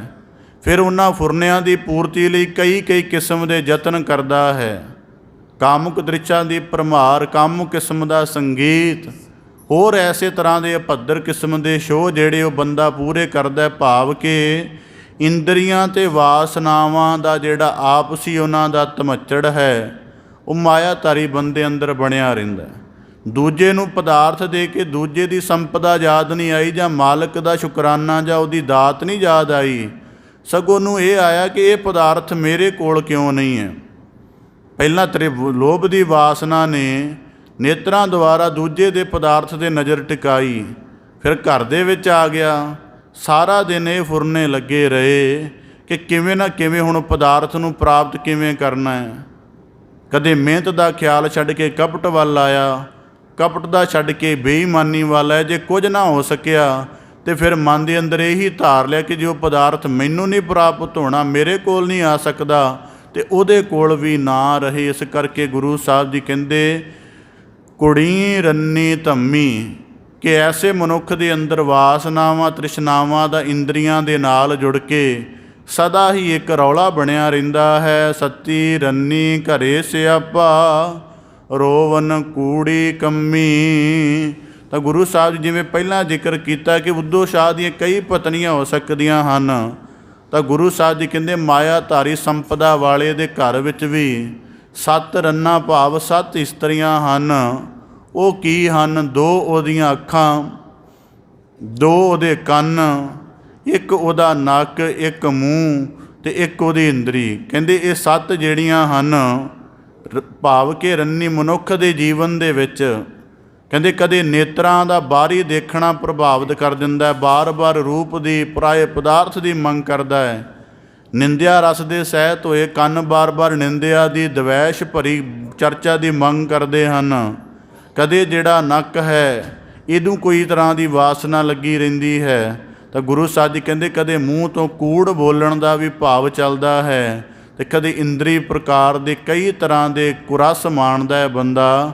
ਇਸ ਕਰਕੇ ਗੁਰੂ ਸਾਹਿਬ ਜੀ ਕਹਿੰਦੇ ਫਿਰ ਜਿਹੜਾ ਮਾਇਆਧਾਰੀ ਸੰਪਦਾ ਵਾਲਾ ਬੰਦਾ ਹੈ ਉਹ ਆਪਣੇ ਅੰਦਰ ਨੂੰ ਨਾ ਬੁੱਝਣ ਕਰਕੇ ਆਪਣੀਆਂ ਇੰਦਰੀਆਂ ਦੇ ਅਧੀਨ ਹੋ ਕੇ ਇਹਨਾਂ ਦੀ ਹੀ ਵਿਕਾਰਾਂ ਵਾਲੀ ਤ੍ਰਿਸ਼ਨਾ ਵਾਲੀ ਪੂਰਤੀ ਕਰਦਾ ਰਹਿੰਦਾ ਹੈ ਅਤੇ ਸਦਾ ਹੀ ਉਹਦੇ ਜੀਵਨ ਵਿੱਚ ਰੋਵਨ ਕੂੜੀ ਕੰਮੀ ਅਤੇ ਇਹਨਾਂ ਕੂੜੇ ਕੰਮਾਂ ਦਾ ਸਦਾ ਹੀ ਉਹਦੇ ਅੰਦਰ ਰੋਣਾ ਚੱਲਦਾ ਰਹਿੰਦਾ। ਭਾਵ ਕਿ ਸਾਰੀ ਜ਼ਿੰਦਗੀ ਵਿਕਾਰ ਭੋਗੇ, ਸਾਰੀ ਜ਼ਿੰਦਗੀ ਪਦਾਰਥਾਂ ਦੇ ਰਸ ਭੋਗੇ, ਜ਼ੁਬਾਨ ਦੇ ਰਸ ਕਸਾਂ ਦੇ ਨਾਲ ਸਾਰੀ ਜ਼ਿੰਦਗੀ ਨੂੰ ਗ੍ਰਸਤ ਕਰ ਲਿਆ, ਪਰ ਅੰਤਮ ਸਮੇਂ ਫਿਰ ਜਿਹੜਾ ਤ੍ਰਿਸ਼ਨਾ ਅਤੇ ਵਾਸਨਾ ਦਾ ਭਾਂਡਾ ਖਾਲੀ ਹੈ। ਗੁਰੂ ਸਾਹਿਬ ਜੀ ਕਹਿੰਦੇ ਸੱਤੀ ਰੰਨੀ ਘਰੇ ਸਿਆਪਾ ਦਾ ਭਾਵ ਕਿ ਦੋ ਅੱਖਾਂ ਦੋ ਕੰਨ, ਇਸੇ ਤਰ੍ਹਾਂ ਜ਼ੁਬਾਨ ਮੁੱਖ, ਭਾਵ ਕਿ ਮਨੁੱਖ ਦੀ ਜ਼ੁਬਾਨ ਜਿਹੜਾ ਬੋਲਣ ਦਾ ਕੰਮ ਕਰਦੀ ਹੈ। ਗੁਰੂ ਸਾਹਿਬ ਜੀ ਕਹਿੰਦੇ ਇਹਨਾਂ ਸੱਤਾਂ ਦਾ ਇੰਦਰੀਆਂ ਦਾ ਐਸਾ ਰੌਲਾ ਬਣਿਆ ਰਹਿੰਦਾ ਹੈ ਕਿ ਮਨੁੱਖ ਨੂੰ ਕਦੇ ਆਪਣੇ ਜੀਵਨ ਦੇ ਸ਼੍ਰੇਸ਼ਟ ਕਰਮ ਦੀ ਸੋਝੀ ਨਹੀਂ ਆਉਂਦੀ ਹੈ। ਜੋ ਦੇਵੈ ਸੋ ਦੇਵੈ ਨਾਹੀ ਖੱਟੇ ਦਮ ਸਹੰਮੀ, ਕਿ ਜਿਸ ਮਾਲਕ ਕੋਲੋਂ ਉਹਦੀ ਕਿਰਪਾ ਕਰਕੇ ਜੀਵਨ ਪ੍ਰਾਪਤ ਕੀਤਾ ਹੈ, ਜਿਹਦੇ ਕੋਲੋਂ ਗਿਆਨ ਇੰਦਰੀਆਂ ਕਰਮ ਇੰਦਰੀਆਂ ਪ੍ਰਾਪਤ ਕੀਤੀਆਂ ਹਨ ਅਤੇ ਜਿਹਦੇ ਕੋਲੋਂ ਪ੍ਰਾਣ ਸ਼ਕਤੀ ਪੈਦਾ ਕੀਤੀ ਪ੍ਰਾਪਤ ਕੀਤੀ ਹੈ, ਗੁਰੂ ਸਾਹਿਬ ਜੀ ਕਹਿੰਦੇ ਸੋ ਦੇਵੈ ਨਾਹੀ, ਉਹਦੇ ਪ੍ਰਤੀ ਕੋਈ ਵੀ ਰਿਣ ਨਹੀਂ ਉਤਾਰਦਾ ਹੈ। ਨੇਤਰਾਂ ਨੂੰ ਵਾਸਨਾ ਦੇ ਕੇਂਦਰ ਬਣਾਇਆ, ਪਰ ਕਦੇ ਨਹੀਂ ਦੇਖਿਆ ਕਿ ਕਣ ਕਣ ਦੇ ਵਿੱਚੋਂ ਮਾਲਕ ਦੇ ਸੱਤ ਸਰੂਪ ਦੀ ਪਛਾਣ ਕੀਤੀ ਜਾਵੇ। ਸਾਰੀ ਕਾਇਨਾਤ ਦੇ ਵਿੱਚ ਗੁਣ ਸਰੂਪ ਕਰਕੇ ਜੋ ਮਾਲਕ ਵਿਦਮਾਨ ਹੈ, ਉਹਦੀ ਸਰਵ ਸਾਂਝੀ ਵਿਆਪਕ ਮੂਰਤ ਨੂੰ ਨਿਹਾਰਿਆ ਜਾਵੇ। ਇਹਨਾਂ ਸ਼ਰਵਣਾਂ ਦੇ ਨਾਲ ਕੀਰਤਨ ਦੁਆਰਾ ਮਾਲਕ ਦੇ ਪਰਮ ਰਸ ਨੂੰ ਮਾਣਿਆ ਜਾਵੇ। ਰਸਨਾ ਦੁਆਰਾ ਉਹਦੀ ਉਸਤਤ ਗਾਇਨ ਕਰਕੇ ਆਪਣੇ ਜੋਤ ਸਰੂਪ ਦੇ ਨੇੜੇ ਹੋਇਆ ਜਾਵੇ। ਗੁਰੂ ਸਾਹਿਬ ਜੀ ਕਹਿੰਦੇ ਐਸਾ ਕੋਈ ਯਤਨ ਨਹੀਂ ਕਰਦਾ। ਇਸ ਕਰਕੇ ਖੱਟੇ ਦਮ ਸਹੰਮੀ ਜਿਹੜੇ ਪ੍ਰਾਣ ਮਿਲੇ ਹਨ ਉਹਦੇ ਵਿਅਰਥ ਚਲੇ ਜਾਂਦੇ ਹਨ। ਇਤਨਾ ਕੁ ਹੈ ਕਿ ਦੁਨਿਆਵੀ ਤੌਰ 'ਤੇ ਦਮੜੇ ਖੱਟ ਲੈਂਦਾ ਹੈ, ਪਰ ਹੁੰਦਾ ਕੀ ਹੈ ਕਿ ਅਮੋਲਕਤਾ ਦੀ ਬਜਾਏ ਜਿਹੜੀ ਖੋਟਤਾ ਕਮਾ ਲੈਂਦਾ ਹੈ। ਕਿ ਜਾਂ ਬੰਦੇ ਨੇ ਆਪਣੇ ਸਵਾਸ ਦੇ ਨਾਲ ਭਗਤੀ ਕਰਮ ਕਰਨਾ, ਜੀਵਨ ਦੇ ਵਿੱਚ ਪਵਿੱਤਰਤਾ ਵਧਣੀ, ਜੀਵਨ ਦੇ ਵਿੱਚ ਧਰਮ ਦਾ ਸਾਤਵਿਕ ਠਹਿਰਾਓ ਆਉਣਾ, ਪਰ ਦੂਜੇ ਪਾਸੇ ਜੀਵਨ ਵਿੱਚ ਪਾਪਾਂ ਉਗਣਾ ਦੀ ਤਰਫ ਭੱਜਣਾ ਅਤੇ ਬਾਅਦ 'ਚ ਹਿਰਦਾ ਅਸ਼ਾਂਤ ਹੋ ਜਾਣਾ, ਜੀਵਨ ਵੀ ਮਲੀਨਤਾ ਦੇ ਨਾਲ ਭਰ ਜਾਣਾ। ਇਸ ਕਰਕੇ ਗੁਰੂ ਸਾਹਿਬ ਜੀ ਕਹਿੰਦੇ ਬਖਸ਼ਿਸ਼ ਕਰਦੇ ਹਨ ਕਿ ਖੱਟੇ ਦਮ ਸਹੰਮੀ, ਕਿ ਦੁਨਿਆਵੀ ਤੌਰ 'ਤੇ ਤਾਂ ਦਮੜੇ ਮਨੁੱਖ ਜੋੜ ਲੈਂਦਾ ਹੈ, ਪਰ ਜਿਹੜਾ ਅਸਲ ਮਾਲਕ ਨੇ ਜੀਵਨ ਦਾ ਧਨ ਦਿੱਤਾ ਹੁੰਦਾ ਪ੍ਰਾਣਾਂ ਦੇ ਰੂਪ ਵਿੱਚ, ਉਹ ਸਾਰਾ ਵਿਅਰਥ ਚਲਿਆ ਜਾਂਦਾ ਹੈ। ਪੱਬਰ ਤੂੰ ਹਰੀ ਆਵਲਾ ਕਵਲਾ ਕੰਚਨ ਵਨ। ਤਾਂ ਸਤਿਗੁਰੂ ਸਾਹਿਬ ਜੀ ਬਖਸ਼ਿਸ਼ ਕਰਦੇ ਹਨ। ਪੱਬਰ ਦਾ ਅਰਥ ਹੁੰਦਾ ਹੈ ਕਿ ਐਸਾ ਸਰੋਵਰ ਜਿਹਦੇ ਵਿੱਚ ਸਾਰੇ ਸਰੋਵਰ ਦੇ ਵਿੱਚ ਕਵਲ ਫੁੱਲ ਖਿੜੇ ਹੋਣ ਅਤੇ ਸਾਰੇ ਸਰੋਵਰ ਨੂੰ ਕਵਲ ਫੁੱਲਾਂ ਨੇ, ਕਮਲ ਦੇ ਫੁੱਲਾਂ ਨੇ ਢੱਕਿਆ ਹੋਵੇ। ਤਾਂ ਗੁਰੂ ਸਾਹਿਬ ਜੀ ਸਰੋਵਰ ਦੇ ਪਰਥਾਏ ਦ੍ਰਿਸ਼ਟਾਂਤ ਦੇ ਕੇ ਉਚਾਰਦੇ ਹਨ, ਪੱਬਰ ਤੂੰ ਹਰਿਆਵਲਾ, ਕੇ ਸਰੋਵਰ ਪਹਿਲਾਂ ਤੂੰ ਬੜਾ ਹਰਿਆਵਲਾ ਹਰਿਆਲੀ ਭਰਿਆ ਨਜ਼ਰ ਆਉਣਾ ਸਾਂ। ਕਵਲਾ ਕੰਚਨ ਵਨ, ਤੇ ਕਮਲ ਵਰਗੇ ਤੇਰੇ ਵਿੱਚ ਫੁੱਲ ਫਲ ਉੱਗੇ ਹੋਏ ਸਨ। ਕਿ ਕਮਲ ਵਰਗੇ ਜਿਹੜੇ ਬੂਟੇ ਸਨ, ਫੁੱਲ ਸਨ, ਉਹ ਸਰੋਵਰ ਦੀ ਭਾਵ ਸੁੰਦਰਤਾ ਨੂੰ ਹੋਰ ਵਧਾਉਂਦੇ ਸਨ। ਕਹਿ ਦੋਖੜੈ ਸੜੇ ਓਹੇ ਕਾਲੀਆਂ ਹੋਈਆਂ ਦੇਹੁਰੀ, ਨਾਨਕ ਮੈਂ ਤਨ ਭੰਗ। ਕਿ ਗੁਰੂ ਸਾਹਿਬ ਜੀ ਪੁੱਛਦੇ ਹਨ ਕਿ ਕਿਸ ਗੱਲ ਤੋਂ ਸਰੋਵਰ ਤੂੰ ਕਿਹੜਾ ਦੁੱਖ ਲੱਗਿਆ ਜਿਹਦੇ ਕਰਤੇ ਤੂੰ ਸੜ ਗਿਆ। ਭਾਵ ਤੇਰੇ ਅੰਦਰ ਕੋਈ ਕਮਲ ਨਹੀਂ ਰਹਿ ਗਿਆ, ਕੋਈ ਤੇਰੇ ਅੰਦਰ ਸ਼ੁਭ ਗੁਣਾ ਰੂਪੀ ਫੁੱਲ ਨਹੀਂ ਹੈ, ਤੇਰੀ ਦੇਹ ਵੀ ਬਿਲਕੁਲ ਕਾਲੀ ਹੋ ਗਈ ਹੈ। ਭਾਵ ਕਿ ਤੇਰੇ ਅੰਦਰ ਦਾ ਜਲ ਵੀ ਸੁੱਕ ਗਿਆ ਹੈ। ਅਤੇ ਅੱਗੋਂ ਸਰੋਵਰ ਦਾ ਉੱਤਰ ਹੈ, ਨਾਨਕ ਮੈਂ ਤਨ ਭੰਗ। ਭਾਵ ਕਿ ਮੈਂ ਆਪਣੇ ਜੀਵਨ ਦੀ ਸਾਰੀ ਬਾਤ ਗਵਾ ਚੁੱਕਾ। ਇਹ ਗੁਰਸਿੱਖਾਂ ਦੇ ਪ੍ਰਥਾਏ ਉਪਦੇਸ਼ ਹੈ ਕਿ ਮਾਲਕ ਸਿਰਜਣਹਾਰ ਦੀ ਯਾਦ ਨਾਲ ਜਦੋਂ ਜੀਵ ਜੁੜਦੇ ਨੇ ਅਤੇ ਉਦੋਂ ਜਦੋਂ ਜੀਵਨ ਦੇ ਵਿੱਚ ਕੀਰਤਨ ਦਾ, ਭਗਤੀ ਦਾ ਰਸ ਹਿਰਦੇ ਅੰਦਰ ਭਰਪੂਰ ਹੁੰਦਾ ਹੈ ਨਾ, ਉਦੋਂ ਬੰਦੇ ਦੇ ਜੀਵਨ ਵਿੱਚੋਂ ਸ਼ੁਭ ਕਰਮ ਵੀ ਆਪਣੇ ਆਪ ਨਿਕਲਦੇ ਹਨ। ਜੇ ਹਿਰਦੇ ਅੰਦਰ ਦਇਆ ਦਾ ਵਾਸ ਹੋ ਜਾਵੇ ਨਾ, ਅਤੇ ਦਇਆ ਦੇ ਗੁਣ ਧਾਰਨ ਕਰਨ ਦੇ ਨਾਲ ਖਿਮਾ ਅਤੇ ਸਹਿਣਸ਼ੀਲਤਾ ਆਪਣੇ ਆਪ ਆ ਜਾਂਦੀ ਹੈ ਕਿ ਦਇਆ ਕਰਨੀ ਹੈ। ਜਿਵੇਂ ਉਦਾਹਰਨ ਦੇ ਤੌਰ 'ਤੇ ਕਿਸੇ ਨੇ ਸਾਡਾ ਕਿਸੇ ਦਵੈਸ਼ਵਸ ਹੋ ਕੇ ਅਪਮਾਨ ਕਰ ਦਿੱਤਾ, ਜੇ ਦਇਆ ਦਾ ਗੁਣ ਨਹੀਂ ਹੋਏਗਾ ਤਾਂ ਇਹ ਸੋਚਾਂਗੇ ਕਿ ਜਿਸ ਤਰ੍ਹਾਂ ਉਹਨੇ ਸਾਡਾ ਅਪਮਾਨ ਕੀਤਾ ਹੈ ਉਵੇਂ ਉਹਦਾ ਕਰਾਂਗੇ। ਪਰ ਅਸੀਂ ਗੁਣ ਧਾਰਨ ਕਰਨਾ ਹੈ ਦਇਆ ਦਾ, ਤਾਂ ਫਿਰ ਦਇਆ ਦੇ ਗੁਣ ਨੂੰ ਸੰਪੂਰਨ ਬਣਾਉਣ ਦੇ ਲਈ ਸਾਨੂੰ ਉਹਦੇ ਕੀਤੇ ਹੋਏ ਕਰਮ ਨੂੰ ਖਿਮਾ ਕਰਨਾ ਪਏਗਾ। ਖਿਮਾ ਕਰਕੇ ਦੂਜੇ ਨੂੰ ਤਾਂ ਬਖਸ਼ ਦੇਵਾਂਗੇ, ਪਰ ਜੇ ਬਾਅਦ ਦੇ ਵਿੱਚ ਉਹਦੇ ਕੀਤੇ ਅਪਮਾਨ ਦਾ ਹਿਰਦੇ ਅੰਦਰ ਕੋਈ ਯਾਦਾਸ਼ਤ ਵਾਲਾ ਭਾਵ ਰਹਿ ਗਿਆ ਤੇ ਫਿਰ ਦੁਖੀ ਹੁੰਦੇ ਰਹਾਂਗੇ। ਫਿਰ ਇਸ ਕਰਕੇ ਸਹਿਣਸ਼ੀਲਤਾ ਦਾ ਭਾਵ ਵੀ ਧਾਰਨ ਕਰਨਾ ਪਵੇਗਾ ਕਿ ਕੀ ਹੋਇਆ ਜੇ ਅਪਮਾਨ ਕੀਤਾ, ਆਪਣੇ ਹਿਰਦੇ ਅੰਦਰੋਂ ਸਿਮਰਤੀ ਵੀ ਖਤਮ ਕਰ ਦੇਣੀ ਹੈ।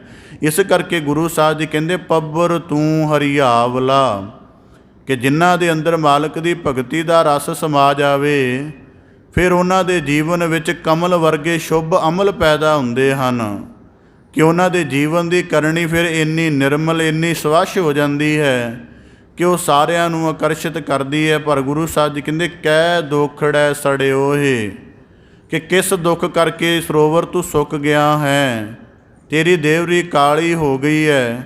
ਨਾਨਕ ਮੈਂ ਤਨ ਭੰਗ, ਕਿ ਕਿਸ ਕਰਕੇ ਤੇਰਾ ਹੁਣ ਜੀਵਨ ਪਹਿਲਾਂ ਵਾਲਾ ਨਜ਼ਰ ਨਹੀਂ ਆਉਂਦਾ। ਇਹ ਗੁਰੂ ਸਾਹਿਬ ਜੀ ਉਸ ਗੁਰਸਿੱਖ ਦੇ ਪ੍ਰਥਾਏ ਉਪਦੇਸ਼ ਕਰ ਰਹੇ ਹਨ ਕਿ ਪਹਿਲਾਂ ਜਿਹਦਾ ਜੀਵਨ ਗੁਰੂ ਸ਼ਬਦ ਦੇ ਨਾਲ, ਗੁਰੂ ਸ਼ਬਦ ਦੇ ਰਸ ਦੇ ਨਾਲ ਭਰਪੂਰ ਸੀ ਅਤੇ ਬਾਅਦ ਦੇ ਵਿੱਚ ਉਹਦਾ ਜੀਵਨ ਕੁਮਲਾ ਗਿਆ, ਉਹਦੇ ਜੀਵਨ ਦੇ ਵਿੱਚ ਸ਼ੁਭ ਕਰਨੀ ਨਹੀਂ ਰਹੀ, ਉਹਦੇ ਜੀਵਨ 'ਚ ਮਾਲਕ ਦੀ ਕੀਰਤੀ ਨਹੀਂ ਰਹੀ, ਗੁਰਸੇਵਾ ਦਾ ਅਭਿਆਸ ਨਹੀਂ ਰਿਹਾ, ਸਤ ਸੰਗਤ ਦਾ ਉਦਮ ਨਹੀਂ ਰਿਹਾ, ਤਾਂ ਗੁਰੂ ਸਾਹਿਬ ਜੀ ਉਹਦੇ ਪ੍ਰਥਾਏ ਉਚਾਰਨ ਕਰਦੇ ਹਨ ਕਿ ਤੇਰਾ ਜੀਵਨ ਸੜ ਕਿਉਂ ਗਿਆ ਹੈ। ਅਤੇ ਅੱਗੇ ਉਹ ਗੁਰਸਿੱਖ ਜਗਿਆਸੂ ਉੱਤਰ ਰੂਪ ਦੇ ਵਿੱਚ ਗੁਰੂ ਸਾਹਿਬ ਜੀ ਆਪਣੀ ਤਰਫੋਂ ਹੀ ਫਰਮਾਉਂਦੇ ਹਨ, ਜਾਣਾ ਪਾਣੀ ਨਾ ਲਹਾ ਜੈ ਸੇਤੀ ਮੇਰਾ ਸੰਗ, ਕਿ ਹੁਣ ਕਿਸੇ ਸਰੋਵਰ ਨੇ ਪਾਣੀ ਨਾਲ ਭਰੇ ਰਹਿਣਾ ਹੈ ਅਤੇ ਉਹਦੇ ਲਈ ਦੋ ਨੁਕਤੇ ਹਨ। ਜਾਂ ਤਾਂ ਉਹ ਐਸੇ ਨਦੀ ਦੇ ਸਰੋਤ ਨਾਲ ਜੁੜਿਆ ਹੋਵੇ ਕਿ ਨਦੀ ਦਾ ਥੋੜ੍ਹਾ ਥੋੜ੍ਹਾ ਪਾਣੀ ਵਹਿ ਕੇ ਉਹਦੇ ਵਿੱਚ ਰੋਜ਼ਾਨਾ ਪੈਂਦਾ ਰਹੇ। ਜਿਵੇਂ ਕਦੇ ਪਹਿਲਾਂ ਸਰੋਵਰਾਂ ਦਾ ਜੇ ਕਦੇ ਵਿਧਾਨ ਦੇਖੋ ਤਾਂ ਉਹ ਇਸ ਤਰ੍ਹਾਂ ਬਣਾਇਆ ਹੁੰਦਾ ਸੀ, ਕਿਸੇ ਵੱਡੀ ਨਦੀ ਦੇ ਵਿੱਚੋਂ ਛੋਟਾ ਜਿਹਾ ਕਨਾਲਾ ਕੱਢਿਆ ਹੁੰਦਾ ਸੀ ਅਤੇ ਥੋੜ੍ਹਾ ਥੋੜ੍ਹਾ ਪਾਣੀ ਰੋਜ਼ ਜਲ ਵਿੱਚ ਸਰੋਵਰ ਵਿੱਚ ਪੈ ਕੇ ਅਤੇ ਸਰੋਵਰ ਭਰਿਆ ਰਹਿੰਦਾ ਸੀ। ਤਾਂ ਗੁਰੂ ਸਾਹਿਬ ਜੀ ਉਸ ਗੁਰਸਿੱਖ ਦੇ ਰੂਪ ਵਿੱਚ ਅਗਲਾ ਉੱਤਰ ਬਖਸ਼ਿਸ਼ ਕਰਦੇ ਹਨ, ਜਾਣਾ ਪਾਣੀ ਨਾ ਲਹਾ, ਕਿ ਜਿਸ ਪਾਣੀ ਦੇ ਨਾਲ ਸਰੋਵਰ ਭਣਿਆ ਰਹਿੰਦਾ ਹੈ ਮੈਨੂੰ ਉਸ ਪਾਣੀ ਦਾ ਸਰੋਤ ਹੀ ਨਹੀਂ ਪਤਾ। ਜੈ ਸੇਤੀ ਮੇਰਾ ਸੰਗ, ਜਿਹਦੇ ਨਾਲ ਮੇਰਾ ਸੰਗ ਸੀ, ਭਾਵ ਕਿ ਹੁਣ ਜੇ ਕੋਈ ਸਰੋਵਰ ਇੱਕ ਨਾਲੇ ਦੇ ਦੁਆਰਾ ਵੱਡੇ ਸਾਗਰ ਦੇ ਨਾਲ ਜੁੜਿਆ ਹੋਵੇਗਾ ਤਾਂ ਹੀ ਉਹ ਭਰਿਆ ਰਹਿ ਸਕਦਾ, ਪਰ ਜੇ ਉਹਨੂੰ ਨਾ ਹੀ ਸਾਗਰ ਦਾ ਵੀ ਨਹੀਂ ਪਤਾ ਅਤੇ ਨਾ ਹੀ ਸਾਗਰ ਦੇ ਨਾਲ ਉਹਦਾ ਨਾਲੇ ਕਰਕੇ ਕੋਈ ਨਾਤਾ ਹੈ, ਫਿਰ ਉਹ ਸਰੋਵਰ ਕਦੇ ਨਾ ਕਦੇ ਤਾਂ ਸੁੱਕ ਜਾਵੇਗਾ। ਤਾਂ ਗੁਰੂ ਸਾਹਿਬ ਜੀ ਕਹਿੰਦੇ ਜਾਣਾ ਪਾਣੀ ਨਾ ਲਹਾਂ ਦਾ ਭਾਵ ਇਹ ਹੈ ਕਿ ਜਿਹੜੇ ਜੀਵਾਂ ਨੂੰ ਇਸ ਗੱਲ ਦਾ ਪਤਾ ਹੀ ਨਹੀਂ ਕਿ ਸਾਡਾ ਜੀਵਨ ਜਿੰਨਾ ਚਿਰ ਗੁਰੂ ਚਰਨਾਂ ਨਾਲ ਨਹੀਂ ਜੁੜਦਾ, ਗੁਰੂ ਕੇ ਦੱਸੇ ਮਾਰਗ ਨੂੰ ਧਾਰਨ ਕਰਕੇ ਸ਼ੁਭ ਅਮਲਾਂ ਨੂੰ ਆਪਣੇ ਜੀਵਨ ਦੇ ਵਿੱਚ ਅਪਣਾ ਕੇ ਧਿਆਨ ਸਾਧਨਾ ਦੇ ਨਾਲ, ਗਿਆਨ ਸਾਧਨਾ ਦੇ ਨਾਲ ਆਪਣੇ ਜੀਵਨ ਨੂੰ ਪੂਰੀ ਤਰ੍ਹਾਂ ਪਵਿੱਤਰ ਨਹੀਂ ਕਰਦਾ, ਉਨਾ ਚਿਰ ਮਾਲਕ ਦੇ ਦਰ ਘਰ ਦੀ ਪ੍ਰਾਪਤੀ ਨਹੀਂ ਹੋ ਸਕਦੀ। ਭਾਵ ਜੇ ਆਪਣੇ ਜੀਵਨ 'ਚ ਉਹਦੀ ਉਸਤਤ ਨਹੀਂ ਕਰਦਾ ਤਾਂ ਫਿਰ ਸਿਮਰਨ ਦੁਆਰਾ ਪਰਮ ਰਸ ਹਿਰਦੇ ਵਿੱਚ ਸਮਾਵੇਗਾ ਕਿਵੇਂ। ਜੇ ਜੀਵਨ ਦੇ ਵਿੱਚ ਮਾਲਕ ਦੀ ਬੰਦਗੀ ਦਾ ਰਸ ਨਹੀਂ ਆਏਗਾ ਤਾਂ ਪਵਿੱਤਰ ਕਰਮ ਪੈਦਾ ਕਿਵੇਂ ਹੋਵੇਗਾ। ਇਸ ਕਰਕੇ ਗੁਰੂ ਸਾਹਿਬ ਜੀ ਬਖਸ਼ਿਸ਼ ਕਰਦੇ ਹਨ, ਜਾਣਾ ਪਾਣੀ ਨਾ ਲਹਾਂ। ਹੁਣ ਅਸੀਂ ਆਪਣੇ ਇਸ ਜੀਵਨ ਦੀ ਵਿਚਾਰ ਕਰ ਲਈਏ, ਕਦੇ ਆਪਣੇ ਜੀਵਨ ਨੂੰ ਗਹੁ ਦੇ ਨਾਲ ਵਾਚੀਏ ਤਾਂ ਅਸੀਂ ਕਿਸੇ ਵੱਡੇ ਗੁਣ ਦੀ ਕਮਾਈ ਨਹੀਂ ਕਰਦੇ। ਅਸੀਂ ਪ੍ਰਚਲਿਤ ਜੇ ਕਿਸਮ ਦਾ ਜੀਵਨ ਜਿਉਂਦੇ ਹਾਂ, ਪੜ੍ਹਾਈ, ਨੌਕਰੀ, ਉਸ ਤੋਂ ਬਾਅਦ ਫਿਰ ਆਰਾਮ। ਸਾਡੇ ਜੀਵਨ ਦਾ ਕਿਹੜਾ ਐਸਾ ਇੱਕ ਗੁਣ ਕਦੇ ਆਪਣੇ ਜੀਵਨ 'ਚੋਂ ਤਲਾਸ਼ ਕਰਨਾ ਕਿ ਜਿਹੜਾ ਸਾਰੀ ਸ੍ਰਿਸ਼ਟੀ ਦੇ ਲਈ ਵਰਦਾਨ ਹੈ, ਜਾਂ ਸਾਰੀ ਸ੍ਰਿਸ਼ਟੀ ਦੇ ਲਈ ਨਾ ਸਹੀ ਘੱਟੋ ਘੱਟ ਸਾਡੇ ਇੱਕ ਆਪਣੇ ਨਗਰ ਦੇ ਲਈ ਵਰਦਾਨ ਹੋਵੇ। ਧੰਨ ਸਤਿਗੁਰੂ ਗੁਰੂ ਨਾਨਕ ਦੇਵ ਸਾਹਿਬ ਮਹਾਰਾਜ ਜੀ ਕੋਲੋਂ ਕੀਰਤਨ ਦਾ ਪਰਮ ਖਜ਼ਾਨਾ ਹੈ, ਉਹ ਸਾਰੇ ਸੰਸਾਰ ਦੇ ਹਿਰਦੇ ਨੂੰ ਠਾਰ ਰਿਹਾ ਹੈ। ਗੁਰੂ ਨਾਨਕ ਸਾਹਿਬ ਜੀ ਦੇ ਕੋਲੋਂ ਸ਼ਬਦ ਦਾ ਪਰਮ ਖਜ਼ਾਨਾ ਹੈ, ਉਹਦੇ ਵਿੱਚੋਂ ਜਦੋਂ ਗਿਆਨ ਦੀ ਧਾਰਾ ਪੈਦਾ ਹੁੰਦੀ ਹੈ, ਸਾਰੇ ਸੰਸਾਰ ਦੇ ਭਰਮ ਨੂੰ, ਅਗਿਆਨ ਨੂੰ ਕੱਟ ਦਿੰਦੀ ਹੈ ਅਤੇ ਸਾਰੇ ਸੰਸਾਰ ਨੂੰ ਠਹਿਰਾਓ ਆ ਜਾਂਦਾ ਹੈ।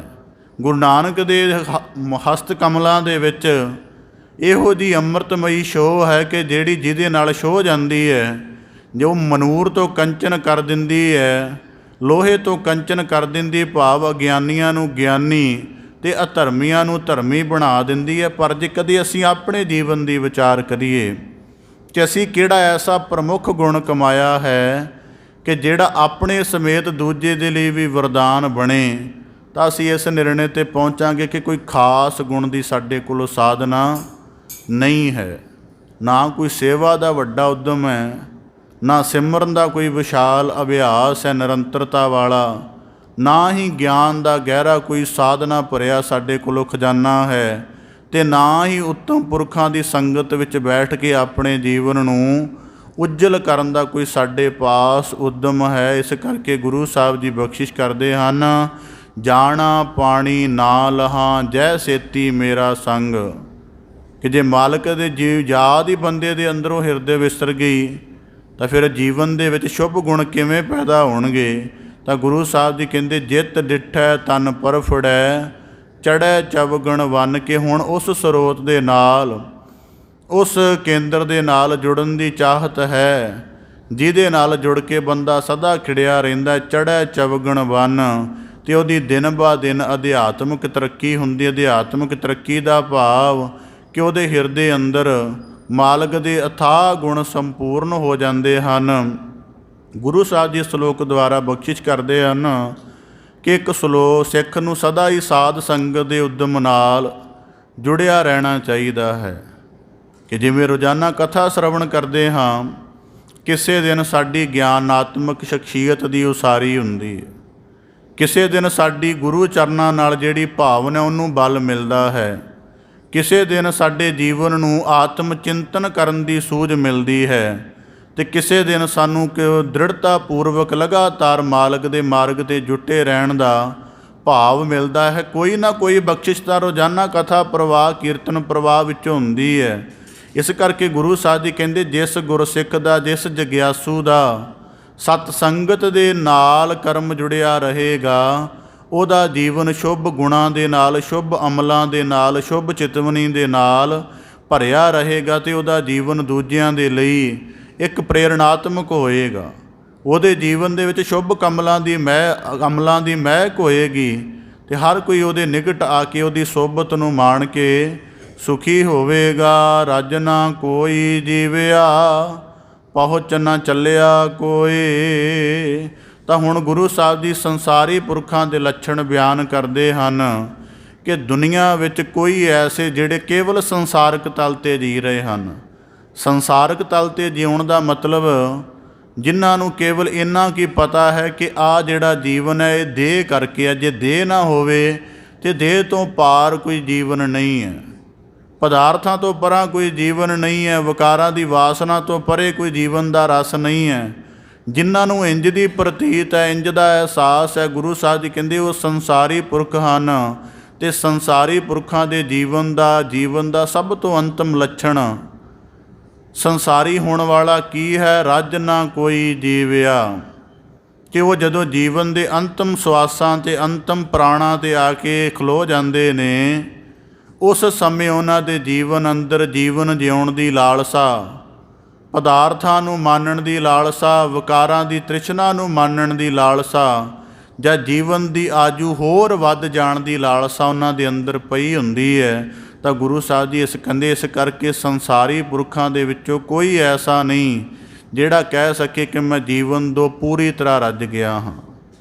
ਪਹਿਲਾਂ ਆਪਣੇ ਜੀਵਨ ਨੂੰ ਸੰਚਿਆ, ਫਿਰ ਔਲਾਦ ਦੇ ਜੀਵਨ ਨੂੰ ਸੰਚਿਆ, ਫਿਰ ਅੱਗੇ ਉਹਨਾਂ ਦੀ ਔਲਾਦ ਨੂੰ, ਫਿਰ ਅੱਗੇ ਉਹਨਾਂ ਦੀ ਔਲਾਦ ਨੂੰ ਵੀ ਸੰਚਣ ਦੀ ਜਿਹੜੀ ਹੈ ਕਾਮਨਾ ਰੱਖਦਾ ਹੈ।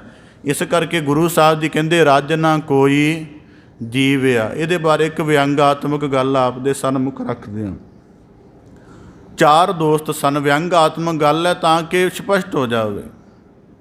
ਉਹਨਾਂ ਦੇ ਵਿੱਚੋਂ ਚਾਰੇ ਕਿਸੇ ਜਗ੍ਹਾ ਉਹਨਾਂ ਨੂੰ ਕੋਈ ਡਾਕਟਰ ਮਿਲਿਆ ਅਤੇ ਉਹਨੇ ਸਪਸ਼ਟ ਕਰ ਦਿੱਤਾ ਉਹਨਾਂ ਦਾ ਨਿਰੀਖਣ ਕਰਕੇ ਸਿਹਤ ਦਾ, ਕਿ ਤੁਸੀਂ 3-4 ਮਹੀਨੇ ਤੋਂ ਵੱਧ 4 ਜਾਣੇ ਜ਼ਿੰਦਗੀ ਨਹੀਂ ਬਤੀਤ ਕਰੋਗੇ। ਰੱਜ ਨਾ ਕੋਈ ਜੀਵਿਆ ਦਾ ਭਾਵ ਸਪਸ਼ਟ ਕਰ ਰਿਹਾ ਕਿ ਰੱਜ ਬੰਦੇ ਨੂੰ ਨਹੀਂ ਆਉਂਦਾ ਜੀਵਨ ਤੋਂ, ਭਾਵੇਂ ਦੁੱਖਾਂ ਨਾਲ ਹੀ ਕਿਉਂ ਨਾ ਭਰਿਆ ਹੋਵੇ।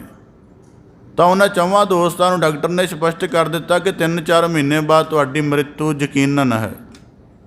ਉਹਨਾਂ ਦੇ ਵਿੱਚੋਂ 3 ਜਿਹੜੇ ਸਨ, ਇੱਕ ਕਹਿਣ ਲੱਗਾ ਸਾਰੀ ਜ਼ਿੰਦਗੀ ਲੋਕ ਲੱਜਿਆ ਕਰਕੇ ਸ਼ਰਾਬ ਨਹੀਂ ਪੀ ਸਕੇ, ਹੁਣ ਪਤਾ 3 ਮਹੀਨੇ ਰਹਿ ਗਏ ਸ਼ਰਾਬ ਪੀਵਾਂਗੇ ਰੱਜ ਕੇ। ਦੂਜਾ ਕਹਿਣ ਲੱਗਾ ਸਾਰੀ ਜ਼ਿੰਦਗੀ ਆਪਣੇ ਖਾਨਦਾਨ ਦੀ ਇੱਜ਼ਤ ਕਰਕੇ ਜੂਆ ਨਹੀਂ ਖੇਡ ਸਕੇ, ਹੁਣ ਕਿਉਂਕਿ ਪਤਾ ਮਰ ਜਾਣਾ 3 ਮਹੀਨੇ ਤੱਕ ਸਾਰੀ ਜਾਇਦਾਦ ਸੰਪਦਾ ਧਨ ਪੈਸਾ ਉਡਾ ਦਿਆਂਗੇ ਜੂਏ ਦੇ ਵਿੱਚ। ਤੀਜਾ ਕਹਿਣ ਲੱਗਾ ਮੈਂ ਸਾਰੀ ਜ਼ਿੰਦਗੀ ਧੰਦਿਆਂ ਕਰਕੇ ਕਿਤੇ ਬਾਹਰ ਘੁੰਮ ਨਹੀਂ ਸਕਿਆ, ਘੁੰਮਣ ਜਾਵਾਂਗਾ, ਹੁਣ ਸਾਰੇ ਦੇਸ਼ ਦੁਨੀਆ ਗਾ ਦੇਣੀ 3-4 ਮਹੀਨਿਆਂ ਦੇ ਵਿੱਚ। ਚੌਥੇ ਨੂੰ ਉਹ ਤਿੰਨੇ ਪੁੱਛਣ ਲੱਗੇ ਵੀ ਸਾਡਾ ਤਾਂ ਇਹ ਖਿਆਲ ਹੈ, ਸਾਨੂੰ ਪਤਾ 3-4 ਮਹੀਨੇ ਬਾਅਦ ਮੌਤ ਹੈ ਸਾਡੀ ਯਕੀਨਨ, ਕਿ ਤੂੰ ਕੀ ਕਰੇਂਗਾ। ਉਹ ਕਹਿਣ ਲੱਗਾ ਨਹੀਂ, ਮੈਂ ਕਿਸੇ ਹੋਰ ਡਾਕਟਰ ਕੋਲੋਂ ਸਪਸ਼ਟ ਕਰਾਵਾਂਗਾ, ਹੋ ਸਕਦਾ ਜੀਵਨ ਦੇ 6-7 ਮਹੀਨੇ ਹੋਰ ਰਹਿੰਦੇ ਹੋਣ, ਭਾਵ ਕਿ ਮ੍ਰਿਤੂ ਨਾਲ ਕਦੇ ਵੀ ਸਹਿਮਤ ਨਹੀਂ ਹੋਣਾ। ਤਾਂ ਗੁਰੂ ਸਾਹਿਬ ਜੀ ਕਹਿੰਦੇ ਰੱਜ ਨਾ ਕੋਈ ਜੀਵਿਆ। ਦੇਖਣ ਦੀ ਵਾਸਨਾ ਰਹਿ ਜਾਂਦੀ ਹੈ ਕਈ ਵਾਰੀ ਕੁਝ ਪਦਾਰਥਾਂ ਨੂੰ ਖਾਣ ਦੀ ਵਾਸਨਾ ਰਹਿ ਜਾਂਦੀ ਹੈ ਕਿ ਫਲਾਣਾ ਪਦਾਰਥ ਨਹੀਂ ਖਾ ਸਕਿਆ, ਫਲਾਣੇ ਥਾਂ ਤੋਂ ਮਠਿਆਈ ਬੜੀ ਜ਼ਿਆਦਾ ਲਜ਼ੀਜ਼ ਮਿਲਦੀ ਹੈ, ਜਾਂ ਫਲਾਣੇ ਥਾਂ ਤੋਂ ਵਸਤਰ ਐਸੇ ਕੀਮਤੀ ਮਿਲਦੇ ਨੇ ਉਹ ਨਹੀਂ ਮਿਲੇ, ਜੇ ਤੇ ਉਹ ਮਿਲ ਜਾਂਦੇ ਫਿਰ ਭਾਵੇਂ ਗੱਲ ਬਣ ਜਾਂਦੀ। ਫਿਰ ਕਈ ਵਾਰੀ ਜੀਵਨ ਦੀ ਆਰਜੂ ਨਾਲ ਵੀ ਰੱਜ ਨਹੀਂ ਬਣਦਾ।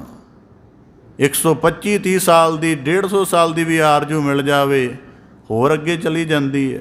ਫਿਰ ਪਰਿਵਾਰ ਦੇ ਪਸਾਰੇ ਨਾਲ ਵੀ ਰੱਜ ਨਹੀਂ ਆਉਂਦਾ, ਫਿਰ ਆਉਂਦਾ ਕਿ ਉਹ 5 ਤੋਂ 6-7 ਪੀੜ੍ਹੀਆਂ ਤੱਕ ਦੇਖ ਕੇ ਜਾਵਾਂ। ਤਾਂ ਗੁਰੂ ਸਾਹਿਬ ਜੀ ਕਹਿੰਦੇ ਰੱਜ ਨਾ ਕੋਈ ਜੀਵਿਆ।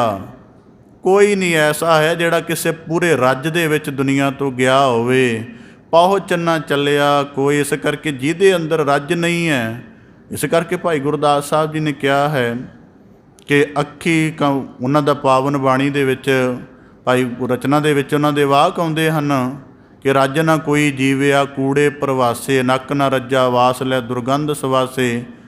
ਕਿ ਕਦੇ ਵੀ ਜੀਵਨ ਦੇ ਵਿੱਚ ਸੰਪੂਰਨਤਾ ਨਹੀਂ ਹੁੰਦੀ, ਕਿਉਂਕਿ ਤ੍ਰਿਸ਼ਨਾ ਕਦੇ ਭਰੇਗੀ ਨਹੀਂ। ਤਾਂ ਗੁਰੂ ਸਾਹਿਬ ਜੀ ਕਹਿੰਦੇ ਪਹੁੰਚ ਨਾ ਚੱਲਿਆ ਕੋਈ, ਕਿ ਜਿਹੜੀ ਪ੍ਰਾਣਾਂ ਦੀ ਗਤੀ ਹੈ ਉਹ ਅੰਤਮ ਦੁਆਰ ਤੱਕ ਆਖਰ ਲੈ ਹੀ ਜਾਂਦੀ ਹੈ, ਭਾਵੇਂ ਮਨੁੱਖ ਖੁਦ ਉੱਧਰ ਨਾ ਚੱਲਣਾ ਚਾਹਵੇ। ਇਸ ਕਰਕੇ ਗਿਆਨੀ ਜੀਵੈ ਸਦਾ ਸਦਾ, ਸੁਰਤੀ ਹੀ ਪਤ ਹੋਵੇ। ਪਰ ਜਿਹੜਾ ਗਿਆਨੀ ਪੁਰਖ ਹੈ ਉਹਨੂੰ ਪਤਾ ਹੈ ਕਿ ਮਨੁੱਖਾ ਜੀਵਨ ਮੇਰੇ ਕੁੱਲ ਜੀਵਨ ਦਾ ਇੱਕ ਪੜਾਅ ਹੈ, ਅਤੇ ਇਸ ਪੜਾਅ ਦੇ ਵਿੱਚ ਜੇ ਵਾਸਨਾ ਬਣੀ ਰਹੀ ਤਾਂ ਮੁੜ ਕੇ ਮੇਰਾ ਆਵਾਗਮਨ ਨਿਸ਼ਚਿਤ ਹੈ। ਇਸ ਕਰਕੇ ਮੈਂ ਇਸ ਜੀਵਨ ਦੇ ਵਿੱਚ ਕੋਈ ਵਾਸਨਾ ਰਹਿਣ ਹੀ ਨਹੀਂ ਦੇਣੀ, ਨਾ ਜੀਵਨ ਦੀ ਆਰਜੂ ਦੀ, ਨਾ ਸੰਬੰਧੀਆਂ ਦੀ, ਨਾ ਪਦਾਰਥਾਂ ਦੀ, ਅਤੇ ਨਾ ਵਿਕਾਰਾਂ ਦੀ। ਬਾਣੀ ਵਾਕ ਅੰਨ ਜੁਗ ਜੁਗ ਮੇਰ ਸਰੀਰ ਕਾ ਵਾਸਨਾ ਬੱਧਾ, ਆਵੇ ਜਾਵੇ ਅੰਤ ਕਾਲ ਨਾਰਾਇਣ ਸਿਮਰੈ ਸੀ ਚਿੰਤਾ ਮੈਂ, ਜੇ ਮਰੈ ਬਦਤ ਤਿਰਲੋਚਨ ਤੇ ਨਰ ਮੁਕਤਾ ਪੀਤੰਬਰ ਵਾ ਕੇ ਹਿਰਦੈ ਬਸੈ। ਕਿ ਅੰਤਮ ਸਮੇਂ ਜਿਵੇਂ ਦੀ ਵਾਸਨਾ ਦਾ ਭਾਵ ਜਿਵੇਂ ਦੇ ਖਿਆਲਾਤ ਹੋਣਗੇ ਉਵੇਂ ਦਾ ਹੀ ਜਨਮ ਨਿਸ਼ਚਿਤ ਹੋ ਜਾਂਦਾ। ਇਸ ਕਰਕੇ ਗੁਰੂ ਸਾਹਿਬ ਜੀ ਕਹਿੰਦੇ ਗਿਆਨੀ ਜੀਵ ਹੈ, ਕਿ ਗਿਆਨੀ ਸਦਾ ਜਿਉਂਦਾ ਰਹਿੰਦਾ। ਉਹਨੂੰ ਪਤਾ ਹੈ ਕਿ ਜਿਹੜਾ ਸਰੀਰ ਦਾ ਖਤਮ ਹੋਣਾ ਇਹ ਅਸਲ ਦੇ ਵਿੱਚ ਆਤਮਾ ਦੁਆਰਾ ਚੋਲਾ ਬਦਲਣਾ ਹੈ, ਜਾਂ ਤਾਂ ਇਸ ਚੋਲੇ ਨੂੰ ਬਦਲ ਕੇ ਆਤਮਾ ਆਪਣੇ ਪਰਮ ਤੱਤ ਵਿੱਚ ਭੇਦ ਹੋ ਜਾਏਗੀ, ਜਾਂ ਫਿਰ ਜੇ ਵਾਸਨਾ ਵਿੱਚ ਰਹੀ ਤਾਂ ਕਿਸੇ ਅਗਲੇ ਜਨਮ ਨੂੰ ਪ੍ਰਾਪਤ ਕਰੇਗੀ। ਇਸ ਕਰਕੇ ਗੁਰੂ ਸਾਹਿਬ ਜੀ ਕਹਿੰਦੇ ਸੁਰਤੀ ਹੀ ਪਤ ਹੋਏ। ਉਹ ਆਪਣੀ ਸੁਰਤ ਨੂੰ ਸਦਾ ਮਾਲਕ ਦੇ ਚਰਨਾਂ ਵੱਲ ਉਹਦਾ ਸਿਮਰਨ ਕਰਕੇ, ਉਹਦਾ ਚਿੰਤਨ ਕਰਕੇ ਜੋੜੀ ਰੱਖਦੇ ਹਨ। ਸਰਫੈ ਸਰਫੈ ਸਦਾ ਸਦਾ ਏਵੈ ਗਈ ਵਿਹਾਏ। ਤਾਂ ਗੁਰੂ ਸਾਹਿਬ ਜੀ ਕਹਿੰਦੇ ਕਿਰਸ ਕਰਦਿਆਂ ਸਰਫੈ ਦਾ ਭਾਵ ਕਿ ਕਾਮਨਾ ਕੀਤੀ ਕਿ ਪਹਿਲਾਂ ਨੌਜਵਾਨੀ ਮਿਲ ਜਾਏ, ਫਿਰ ਬੁਢਾਪਾ, ਹਰ ਤਰ੍ਹਾਂ ਦੀ ਕਾਮਨਾ ਕਰਦਾ ਰਿਹਾ। ਤਾਂ ਗੁਰੂ ਸਾਹਿਬ ਜੀ ਕਹਿੰਦੇ ਇਹਨਾਂ ਕਾਮਨਾਵਾਂ ਦੇ ਵਿੱਚ ਏਵੈ ਗਈ ਵਿਹਾਏ। ਪਹਿਲਾਂ ਕਾਮਨਾ ਕੀਤੀ ਕਿ ਮੈਂ ਆਪਣੀ ਜ਼ਿੰਦਗੀ ਪਹਿਲਾਂ ਸੈੱਟ ਕਰ ਲਵਾਂ, ਫਿਰ ਬੰਦਗੀ ਵਾਲੇ ਪਾਸੇ ਤੁਰਾਂਗਾ। ਕਹਿੰਦੇ ਕੁਦਰਤੀ ਗੁਰੂ ਸਾਹਿਬ ਜੀਵਨ ਦਾ ਸਿਲਸਿਲਾ ਦੇਖੀ ਅੱਜ ਕੱਲ੍ਹ ਚਲੋ ਥੋੜ੍ਹਾ ਮੁਸ਼ਕਲ ਹੋ ਗਿਆ ਹੈ, ਜ਼ਮਾਨੇ ਦੀ ਦੌੜ ਤੇਜ਼ ਹੋ ਗਈ ਹੈ। ਪਹਿਲਾਂ ਥੋੜ੍ਹਾ ਜੀਵਨ 20-22 ਸਾਲ ਤੱਕ ਲਗਭਗ ਹਰ ਬੰਦੇ ਦਾ ਕਹਿ ਲਓ ਕਿ ਇੱਕ ਤਰੀਕੇ ਨਾਲ ਇੱਕ ਠੀਕ ਲੈਵਲ ਤੱਕ ਸਥਾਪਿਤ ਹੋ ਜਾਂਦਾ ਸੀ। ਪਹਿਲਾਂ ਸੀ ਕਿ ਮੇਰਾ ਆਪਣਾ ਜੀਵਨ ਸਥਾਪਿਤ ਹੋ ਜਾਏ, ਫਿਰ ਬੰਦਗੀ ਮਾਰਗ ਵੱਲ ਚੱਲਾਂਗਾ, ਫਿਰ ਬਾਅਦ ਦੇ ਵਿੱਚ ਪਰਿਵਾਰ ਦਾ ਸਥਾਪਿਤ ਕਰਨ ਤੁਰ ਪਿਆ, ਫਿਰ ਅੱਗੇ ਕਿਸੇ ਹੋਰ ਦਾ। ਤਾਂ ਗੁਰੂ ਸਾਹਿਬ ਜੀ ਕਹਿੰਦੇ ਇਹਨਾਂ ਮਾਇਆ ਦੀਆਂ ਕਿਰਸਾਂ ਦੇ ਵਿੱਚ ਸਾਰਾ ਜੀਵਨ ਇਵੇਂ ਹੀ ਬਤੀਤ ਹੋ ਗਿਆ। ਨਾਨਕ ਕਿਸ ਨੂੰ ਆਖੀਐ ਵਿਣ ਪੁੱਛਿਆ ਹੀ ਲੈ ਜਾਏ। ਕਿ ਦੁਨੀਆ ਦੇ ਵਿੱਚ ਆਪ ਸਥਾਪਿਤ ਹੋਣਾ ਸੀ ਨਾ, 50 ਜਾਣਿਆਂ ਨੂੰ ਦੱਸਦਾ ਸੀ ਕਿ ਫਲਾਣੇ ਟੈਸਟ ਦੀ ਤਿਆਰੀ ਕਰ ਰਿਹਾ, ਫਲਾਣੇ ਥਾਂ 'ਤੇ ਇੰਟਰਵਿਊ ਦਿੱਤੀ ਹੈ, ਫਲਾਣੇ ਥਾਂ 'ਤੇ ਕਾਰੋਬਾਰ ਵਿੱਚ ਨਿਵੇਸ਼ ਕਰ ਲਿਆ ਹੈ। 50 ਜਾਣਿਆਂ ਦੇ ਨਾਲ ਸਲਾਹ ਕਰਦਾ ਅਤੇ 50ਵਾਂ ਨੂੰ ਹੀ ਦੱਸਦਾ ਸੀ। ਇੰਝ ਜਦੋਂ ਪਰਿਵਾਰ ਸਥਾਪਿਤ ਕੀਤਾ, ਉਹਦੀਆਂ ਪ੍ਰਾਪਤੀਆਂ ਦਾ ਜ਼ਿਕਰ ਵੀ 50 ਜਾਣਿਆਂ ਦੇ ਅੱਗੇ ਕਰਦਾ ਸੀ। ਫਿਰ ਉਸ ਤੋਂ ਅੱਗੇ ਜਿਹੜੇ ਆਪਣੇ ਪੋਤਰਿਆਂ ਤੱਕ ਦਾ ਜ਼ਿਕਰ ਕਰਦਾ ਸੀ, ਹਰ ਤਰ੍ਹਾਂ ਦਾ ਜ਼ਿਕਰ ਕਰਦਾ ਸੀ, ਇੱਥੋਂ ਤੱਕ ਕਿ ਆਪਣੀ ਸਰੀਰਕ ਨਿਰੋਗਤਾ ਦਾ ਵੀ। ਬੜੀ ਹੈਰਾਨਗੀ ਦੀ ਗੱਲ ਹੁੰਦੀ ਹੈ, ਜੇ ਨਿਰੋਗਤਾ ਜ਼ਿੰਦਗੀ 'ਚ ਮਿਲੀ ਹੈ ਤਾਂ ਮਾਲਕ ਦਾ ਤਰਸ ਹੈ। ਨਹੀਂ ਤਾਂ ਐਸੇ ਵੀ ਮੈਂ ਆਪਣੀ ਜ਼ਿੰਦਗੀ ਸ਼ਖਸ ਦੇਖੇ ਹਨ, 12-12 14-14 ਪ੍ਰਸ਼ਨ ਇੱਕ ਵਾਰੀ ਜ਼ਿੰਦਗੀ ਵਿੱਚ ਹੋਏ ਹਨ। ਕਈ ਬੰਦੇ ਤੰਦਰੁਸਤੀ ਦਾ ਹੀ ਗੁਮਾਨ ਕਰੀ ਜਾਣਗੇ। ਇਹ ਸ਼ੁਕਰ ਹੈ ਮਾਲਕ ਦਾ ਕਿ ਸਰੀਰ, ਨਹੀਂ ਤਾਂ ਗੁਰੂ ਸਾਹਿਬ ਜੀ ਕਹਿੰਦੇ ਇਹ ਕਾਇਆ ਰੋਗ ਭਰੀ, ਇਹ ਤਾਂ ਰੋਗਾਂ ਨਾਲ ਭਰੀ ਹੈ। ਜਰਾ ਜਿੰਨਾ ਮਾਲਕ ਅੰਦਰੋਂ ਵਿਧਾਨ ਇਹਦਾ ਹਿਲਾ ਦੇਵੇ, ਸਾਰਾ ਜੀਵਨ ਦੁੱਬਰ ਹੋ ਜਾਂਦਾ ਹੈ। ਤਾਂ ਗੁਰੂ ਸਾਹਿਬ ਜੀ ਕਹਿੰਦੇ ਜਿਹੜਾ ਮਨੁੱਖ ਬੰਦਗੀ ਮਾਰਗ ਨੂੰ ਜ਼ਹਰ ਵਾਲੀ ਦਰਕਨਾਰ ਕਰਦਾ ਸੀ ਕਿ ਨਹੀਂ ਅਜੇ ਬੜਾ ਸਮਾਂ ਪਿਆ, ਕਦੇ ਨਾ ਕਦੇ ਕਰ ਲਵਾਂਗਾ, ਕਹਿੰਦੇ ਫਿਰ ਕਾਲ ਰੂਪ ਜਿਹੜਾ ਫਰਿਸ਼ਤਾ ਹੈ ਉਹ ਨਹੀਂ ਫਿਰ ਕਹਿੰਦਾ, ਉਹਨੂੰ ਕਿਸੇ ਗੱਲ ਦੀ ਪਰਵਾਹ ਨਹੀਂ ਕਿ ਤੂੰ ਜੀਵਨ ਦੇ ਕਿਸ ਮੁਕਾਮ 'ਤੇ ਖੜਾ ਹੈ। ਇਸ ਕਰਕੇ ਵਿਣ ਪੁੱਛਿਆ ਹੀ ਲੈ ਜਾਏ, ਉਹ ਬਿਨਾਂ ਖਬਰ ਦਿੱਤਿਆਂ ਲੈ ਜਾਂਦਾ ਹੈ। ਬਾਅਦ ਦੇ ਵਿੱਚ ਇੱਕ ਕਹਿ ਲਓ ਕਿ ਮਨ ਨੂੰ ਠੁੰਮਣਾ ਦੇਣ ਵਾਲਾ ਵਾਕ ਬਣਾਉਂਦੇ ਨੇ ਕਿ ਮਾਲਕ ਨੇ ਕੋਈ ਬਹਾਨਾ ਬਣਾਉਣਾ ਹੁੰਦਾ ਜੀ। ਬਹਾਨਾ ਕਾਹਦਾ ਬਣਾਉਣਾ ਹੈ? ਜੋ ਉਪਜਿਓ ਸੋ ਬਿਨਸਾਏ। ਤਾਂ ਸੱਚ ਅਸਲੀਅਤ ਹੈ। ਬਹਾਨਾ ਤੇ ਤਾਂ ਬਣਾਵੇ ਨਾ ਕਿ ਜੇ ਬੰਦਾ ਮਰਨ ਤੋਂ ਬਾਅਦ ਫਿਰ ਵਾਪਸ ਆ ਜਾਂਦਾ ਜਾਂ ਅਸੀਂ ਉਸ ਨੂੰ ਵਾਪਸ ਲੈ ਆਉਂਦੇ ਹੋਈਏ। ਆਉਂਦਾ ਤਾਂ ਹੈ ਨਹੀਂ ਉਹ, ਪਰ ਅਸੀਂ ਕਿਵੇਂ ਕਿ ਵੇਲੋ ਹੁਕਮ ਤੋਂ ਅਣਜਾਣਤਾ ਭਰੇ ਵਾਕ ਆਖਦੇ ਹਾਂ। ਉਹਨੂੰ ਬਹਾਨਾ ਬਣਾਉਣ ਦੀ ਕੀ ਲੋੜ ਹੈ? ਬਹਾਨਾ ਤਾਂ ਤਾਂ ਬਣਾਇਆ ਜਾਂਦਾ ਹੈ ਕਿ ਜਿਹੜੀ ਅਗਲੀ ਚੀਜ਼ ਵਾਪਰਨੀ ਉਹ ਝੂਠ ਹੋਵੇ। ਜਿਵੇਂ ਬੱਚੇ ਨੇ ਘਰ ਜਾਣਾ, ਮੰਤਵ ਉਹਦਾ ਕੋਈ ਉੱਥੇ ਜਾ ਕੇ ਖੇਡਣਾ ਮੱਲਣਾ ਹੈ, ਉਹ ਹੈ ਉਹਦਾ ਮੰਤਵ ਖੇਡਣਾ ਮੱਲਣਾ, ਪਰ ਟੀਚਰ ਇਸ ਗੱਲ ਨਾਲ ਸਹਿਮਤ ਨਹੀਂ ਹੋਏਗਾ। ਉਹ ਕਹਿੰਦਾ ਘਰੇ ਜਾ ਕੇ ਮੇਰੀ ਮਾਤਾ ਬਿਮਾਰ ਹੈ, ਉਹ ਇਸ ਤਰ੍ਹਾਂ ਦਾ ਬਹਾਨਾ ਬਣਾ ਦਿੰਦਾ ਹੈ। ਤਾਂ ਗੁਰੂ ਸਾਹਿਬ ਜੀ ਕਹਿੰਦੇ ਨਾਨਕ ਕਿਸ ਨੂੰ ਆਖੀਐ, ਜਿਹੜੇ ਮਾਲਕ ਦੀ ਸਾਰੀ ਜ਼ਿੰਦਗੀ ਯਾਦ ਨਹੀਂ ਸੰਭਾਲੀ, ਫਿਰ ਕਾਲ ਰੂਪ ਰਿਸ਼ਤਾ ਬਿਨਾਂ ਪੁੱਛਿਆ ਹੀ ਉਹਨਾਂ ਸੰਬੰਧੀਆਂ ਤੋਂ ਲੈ ਜਾਂਦਾ ਹੈ। ਦੋਸ ਨਾ ਦਿਓ ਰਾਏ ਨੂੰ, ਮਤ ਚੱਲੇ ਜਾਂ ਬੁੱਢਾ ਹੋਵੇ। ਗੁਰੂ ਸਾਹਿਬ ਜੀ ਕਹਿੰਦੇ ਮਾਇਆ ਧਾਰੀ ਜੀਵ ਜਿਹੜਾ ਸਾਰੀ ਜ਼ਿੰਦਗੀ ਧਨ ਸੰਪਦਾ ਸੰਚਦਾ ਰਿਹਾ, ਇਹਨੂੰ ਦੋਸ਼ ਨਾ ਦਿਓ, ਕਿਉਂਕਿ ਇਹਨੂੰ ਸਾਰੀ ਜ਼ਿੰਦਗੀ ਪਛਾਣ ਹੀ ਨਹੀਂ ਆ ਸਕੀ। ਹੁਣ ਜ਼ਿੰਦਗੀ ਦੇ ਵਿੱਚ ਵੈਸੇ ਅਸੀਂ ਸਾਰੇ ਜੀਵ ਨਾ ਭੌਤਿਕ ਜੀਵਨ ਦੇ ਮਸਲੇ 'ਚ ਬੜੇ ਸਿਆਣੇ, ਅਧਿਆਤਮਿਕ ਮਸਲੇ 'ਚ ਸਾਡਾ ਕੱਚ ਵਾਪਰਦਾ ਹੈ। ਬਾਜ਼ਾਰ ਦੇ ਵਿੱਚ ਜਾਈਏ ਸੋਨਾ ਖਰੀਦਣ, ਇੱਕ ਕੇਵਲ ਸੋਨੇ ਦੀ ਚਮਕ ਵਾਲਾ ਗਹਿਣਾ ਹੋਵੇ ਅਤੇ ਇੱਕ ਅਸਲ ਸੋਨਾ ਹੋਵੇ ਅਤੇ ਉਹੀ ਚੁੱਕਾਂਗੇ ਜਿਹੜਾ ਅਸਲ ਹੈ। ਪਰ ਦੁਨਿਆਵੀ ਜੀਵਨ ਦੇ ਮਸਲੇ 'ਚ ਉਹ ਕਰਮ ਸੰਚਦੇ ਆ ਜਿਹੜੇ ਕਰਮ ਸਾਡੇ ਸਦੀਵ ਸਾਥੀ ਨਹੀਂ ਹਨ, ਭਾਵ ਕਿ ਜਿਹੜਾ ਸਾਡਾ ਮੁੱਖ ਉਜਲ ਨਹੀਂ ਕਰਨਗੇ। ਇਸ ਕਰਕੇ ਗੁਰੂ ਸਾਹਿਬ ਜੀ ਕਹਿੰਦੇ ਦੋਸ਼ ਨਾ ਦਿਓ ਰਾਏ ਨੂੰ। ਇਹਦਾ ਇੱਕ ਭਾਵ ਹੈ ਕਿ ਮਾਲਕ ਨੂੰ ਦੋਸ਼ ਨਾ ਦਿਓ ਕਿ ਉਹਨੇ ਜੀਵਨ ਖਤਮ ਕਰ ਦਿੱਤਾ। ਉਹਨੇ ਜੀਵਨ ਦੇ ਬੜੇ ਚੰਗੇ ਅਵਸਰ ਦਿੱਤੇ ਹਨ, ਪਰ ਮਨੁੱਖ ਨੇ ਕੀ ਆਪਣਾ ਮਨੋਰਥ ਬਣਾਇਆ ਕਿ ਬੁਢਾਪੇ ਵਿੱਚ ਜਾ ਕੇ ਬੰਦਗੀ ਕਰਾਂਗਾ। ਤਾਂ ਗੁਰੂ ਸਾਹਿਬ ਜੀ ਕਹਿੰਦੇ ਮਤ ਚੱਲੇ। ਫਿਰ ਉਦੋਂ ਜਿਹੜਾ ਜੀਵਨ ਕੰਮ ਨਹੀਂ ਕਰਦਾ, ਭਗਤ ਭੀਖਣ ਜੀ ਫਰਮਾਉਂਦੇ ਹਨ, ਨੈਨੋ ਨੀਰ ਬਹਿ ਤਨ ਕੀਨਾ ਪਏ, ਕੇਸ ਦੁਦਵਾਨੀ ਰੂਧਾ ਕੰਠ ਸ਼ਬਦ ਨਹੀਂ ਉਚਰੈ, ਅਬ ਕਿਆ ਕਰੈ ਪ੍ਰਾਨੀ। ਕਿ ਉਸ ਵਕਤ ਫਿਰ ਨਜ਼ਰ ਵੀ ਕੰਮ ਨਹੀਂ ਕਰਦੀ, ਸੁਣਨਾ ਵੀ ਕੰਮ ਨਹੀਂ ਕਰਦਾ, ਸਮਝ ਵੀ ਜਵਾਬ ਦੇ ਜਾਂਦੀ ਹੈ, ਚੱਲਣ ਦਾ ਬਲ ਵੀ ਘਟ ਜਾਂਦਾ ਹੈ, ਉੱਠਣ ਬਹਿਣ ਦਾ ਬਲ ਵੀ ਖਤਮ ਹੋ ਜਾਂਦਾ ਹੈ। ਇਸ ਕਰਕੇ ਗੁਰੂ ਸਾਹਿਬ ਜੀ ਕਹਿੰਦੇ ਪਰ ਉਹਦਾ ਇੱਕ ਲੱਛਣ ਹੈ, ਗੱਲਾਂ ਕਰੇ ਘਨੇਰੀਆਂ ਤਾਂ ਅੰਨੇ ਪਵਣਾ ਖਾਤੀ ਟੋਵੇ।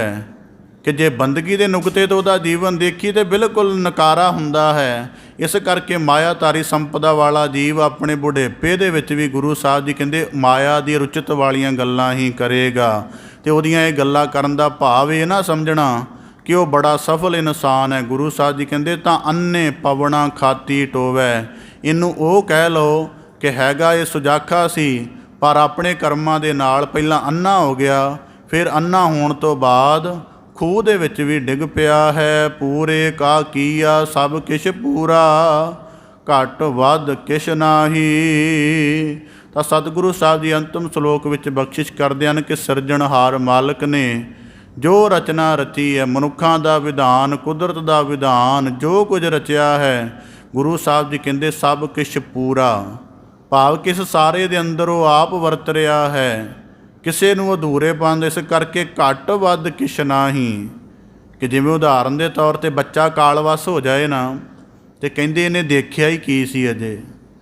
ਜਿੰਨੇ ਸੰਸਾਰ ਦੇਖ ਲਿਆ, ਸੰਸਾਰ ਦਾ ਵਿਸਥਾਰ ਕਦੇ ਮੁੱਕੇਗਾ? ਹਿੰਦੁਸਤਾਨ ਦੇ ਸਮੇਤ ਭਾਵੇਂ ਦੁਨੀਆ ਦੇ ਸਾਰੇ ਦੇਸ਼ ਦੇਖਣ ਲੱਗੋ, ਜੀਵਨ ਦੀ ਆਰਜ਼ੂ ਛੋਟੀ ਪੈ ਜਾਏਗੀ। ਪਦਾਰਥਾਂ ਦੇ ਰਸ ਮੰਨ ਲੱਗੋ, ਪੰਜਾਬ ਤੋਂ ਇਲਾਵਾ ਦੁਨੀਆ ਭਰ ਦੇ ਖਾਣਿਆਂ ਦੇ ਰਸ ਨੇ। ਵਕਾਰਾਂ ਦੇ ਰਸ ਦੀ ਬਾਤ ਕਦੋਂ ਕਦੇ ਮੁੱਕਣ ਚਾਹਣਗੇ? ਕਦੇ ਵੀ ਨਹੀਂ ਆਉਣਗੇ। ਇਸ ਕਰਕੇ ਗੁਰੂ ਸਾਹਿਬ ਜੀ ਕਹਿੰਦੇ ਪੂਰੇ ਕਾ ਕੀਆ ਸਭ ਕੁਛ ਪੂਰਾ। ਉਹ ਜਗਤ ਵਿੱਚ ਜੋ ਸਾਜਦਾ, ਜੋ ਭੰਨਦਾ ਹੈ, ਜੋ ਉਭਾਰਦਾ, ਜੋ ਸੰਘਾਰਦਾ ਹੈ, ਉਹ ਸਭ ਕੁਝ ਪੂਰਨ ਹੈ, ਘੱਟ ਵੱਧ ਤਾਂ ਕੁਝ ਵੀ ਨਹੀਂ। ਨਾਨਕ ਗੁਰਮੁਖ ਐਸਾ ਜਾਣੈ ਪੂਰੇ ਮਾਹੇ ਸਮਾਈ। ਕਿ ਜਿਹੜੇ ਮਾਲਕ ਦੇ ਹੁਕਮ ਨੂੰ ਇੰਝ ਬੁੱਝ ਲੈਂਦੇ ਹਨ ਕਿ ਸਾਡਾ ਜੀਵਨ ਉਹਨੇ ਸੰਪੂਰਨਤਾ ਲਈ ਪੈਦਾ ਕੀਤਾ, ਉਹ ਮਾਲਕ ਦੇ ਹੁਕਮ ਦੀ ਪਛਾਣ ਕਰਕੇ ਬੰਦਗੀ ਕਰਮ ਦੇ ਅਭਿਆਸ ਨਾਲ ਮਾਲਕ ਦੀ ਅਭੇਦਤਾ ਪ੍ਰਾਪਤ ਕਰ ਲੈਂਦੇ ਹਨ। ਫਿਰ ਉਹਨਾਂ ਦੇ ਜੀਵਨ ਵਿੱਚ ਆਵਾਗਮਨ ਭਟਕਣ ਦਾ ਕੋਈ ਕਾਰਨ ਬਾਕੀ ਨਹੀਂ ਬਚਦਾ। ਇਸ ਪ੍ਰਕਾਰ ਗੁਰੂ ਨਾਨਕ ਦੇਵ ਸਾਹਿਬ ਜੀ ਸ਼ਲੋਕ ਵਾਰਾਂ ਤੇ ਵਧੀਕ ਮਹੱਲਾ ਪਹਿਲਾ ਦੀ ਪਾਵਨ ਬਾਣੀ ਦੇ ਅੰਤਰਗਤ 33 ਸ਼ਲੋਕਾਂ ਦੇ ਰੂਪ ਵਿੱਚ ਗੁਰੂ ਸਾਹਿਬ ਦੀ ਬਾਣੀ ਦੀ ਬਖਸ਼ਿਸ਼ ਕਰਦੇ ਹਨ। ਆਪ ਦੇ ਸਨਮੁਖ ਪਾਵਨ ਬਾਣੀ ਦੀ ਲੜੀਵਾਰ ਵਿਚਾਰ ਦਾ ਸੰਪੂਰਨ ਯਤਨ ਰੱਖਦਿਆਂ ਹੋਈਆਂ ਬੇਅੰਤ ਭੁੱਲਾਂ ਦੀ ਖਿਮਾ ਜਾਚਨਾ ਸਤਿਗੁਰੂ ਕਿਰਪਾ ਕਰਨ। ਬਾਣੀ ਦਾ ਗਿਆਨ, ਅਧਿਆਤਮਿਕ ਭਾਵ ਸਾਰਿਆਂ ਦੇ ਹਿਰਦਿਆਂ ਅੰਦਰ ਵਸ ਜਾਏ ਜੀ। ਸਾਰਿਆਂ ਦਾ ਇੱਥੇ ਆਇਆ ਸਫਲਾ ਹੋਵੇ ਜੀ। ਭੁੱਲਾਂ ਖਿਮਾ ਦੀ ਜਾਚਨਾ। ਆਓ ਅੰਤਮ ਪੰਕਤੀਆਂ ਦਾ ਪਾਠ ਕਰਕੇ ਸਮਾਪਤੀ ਵੱਲ ਵਧੀਏ ਜੀ। ਪੂਰੇ ਕਾ ਕੀਆ ਸਭ ਕਿਛ ਪੂਰਾ, ਘਟ ਵੱਧ ਕਿਛ ਨਾਹੀ। ਨਾਨਕ ਗੁਰਮੁਖ ਐਸਾ ਜਾਣੈ ਪੂਰੇ ਮਾਹੇ ਸਮਾਹੀ। ਵਾਹਿਗੁਰੂ ਜੀ ਕਾ ਖਾਲਸਾ, ਵਾਹਿਗੁਰੂ ਜੀ ਕੀ ਫਤਿਹ।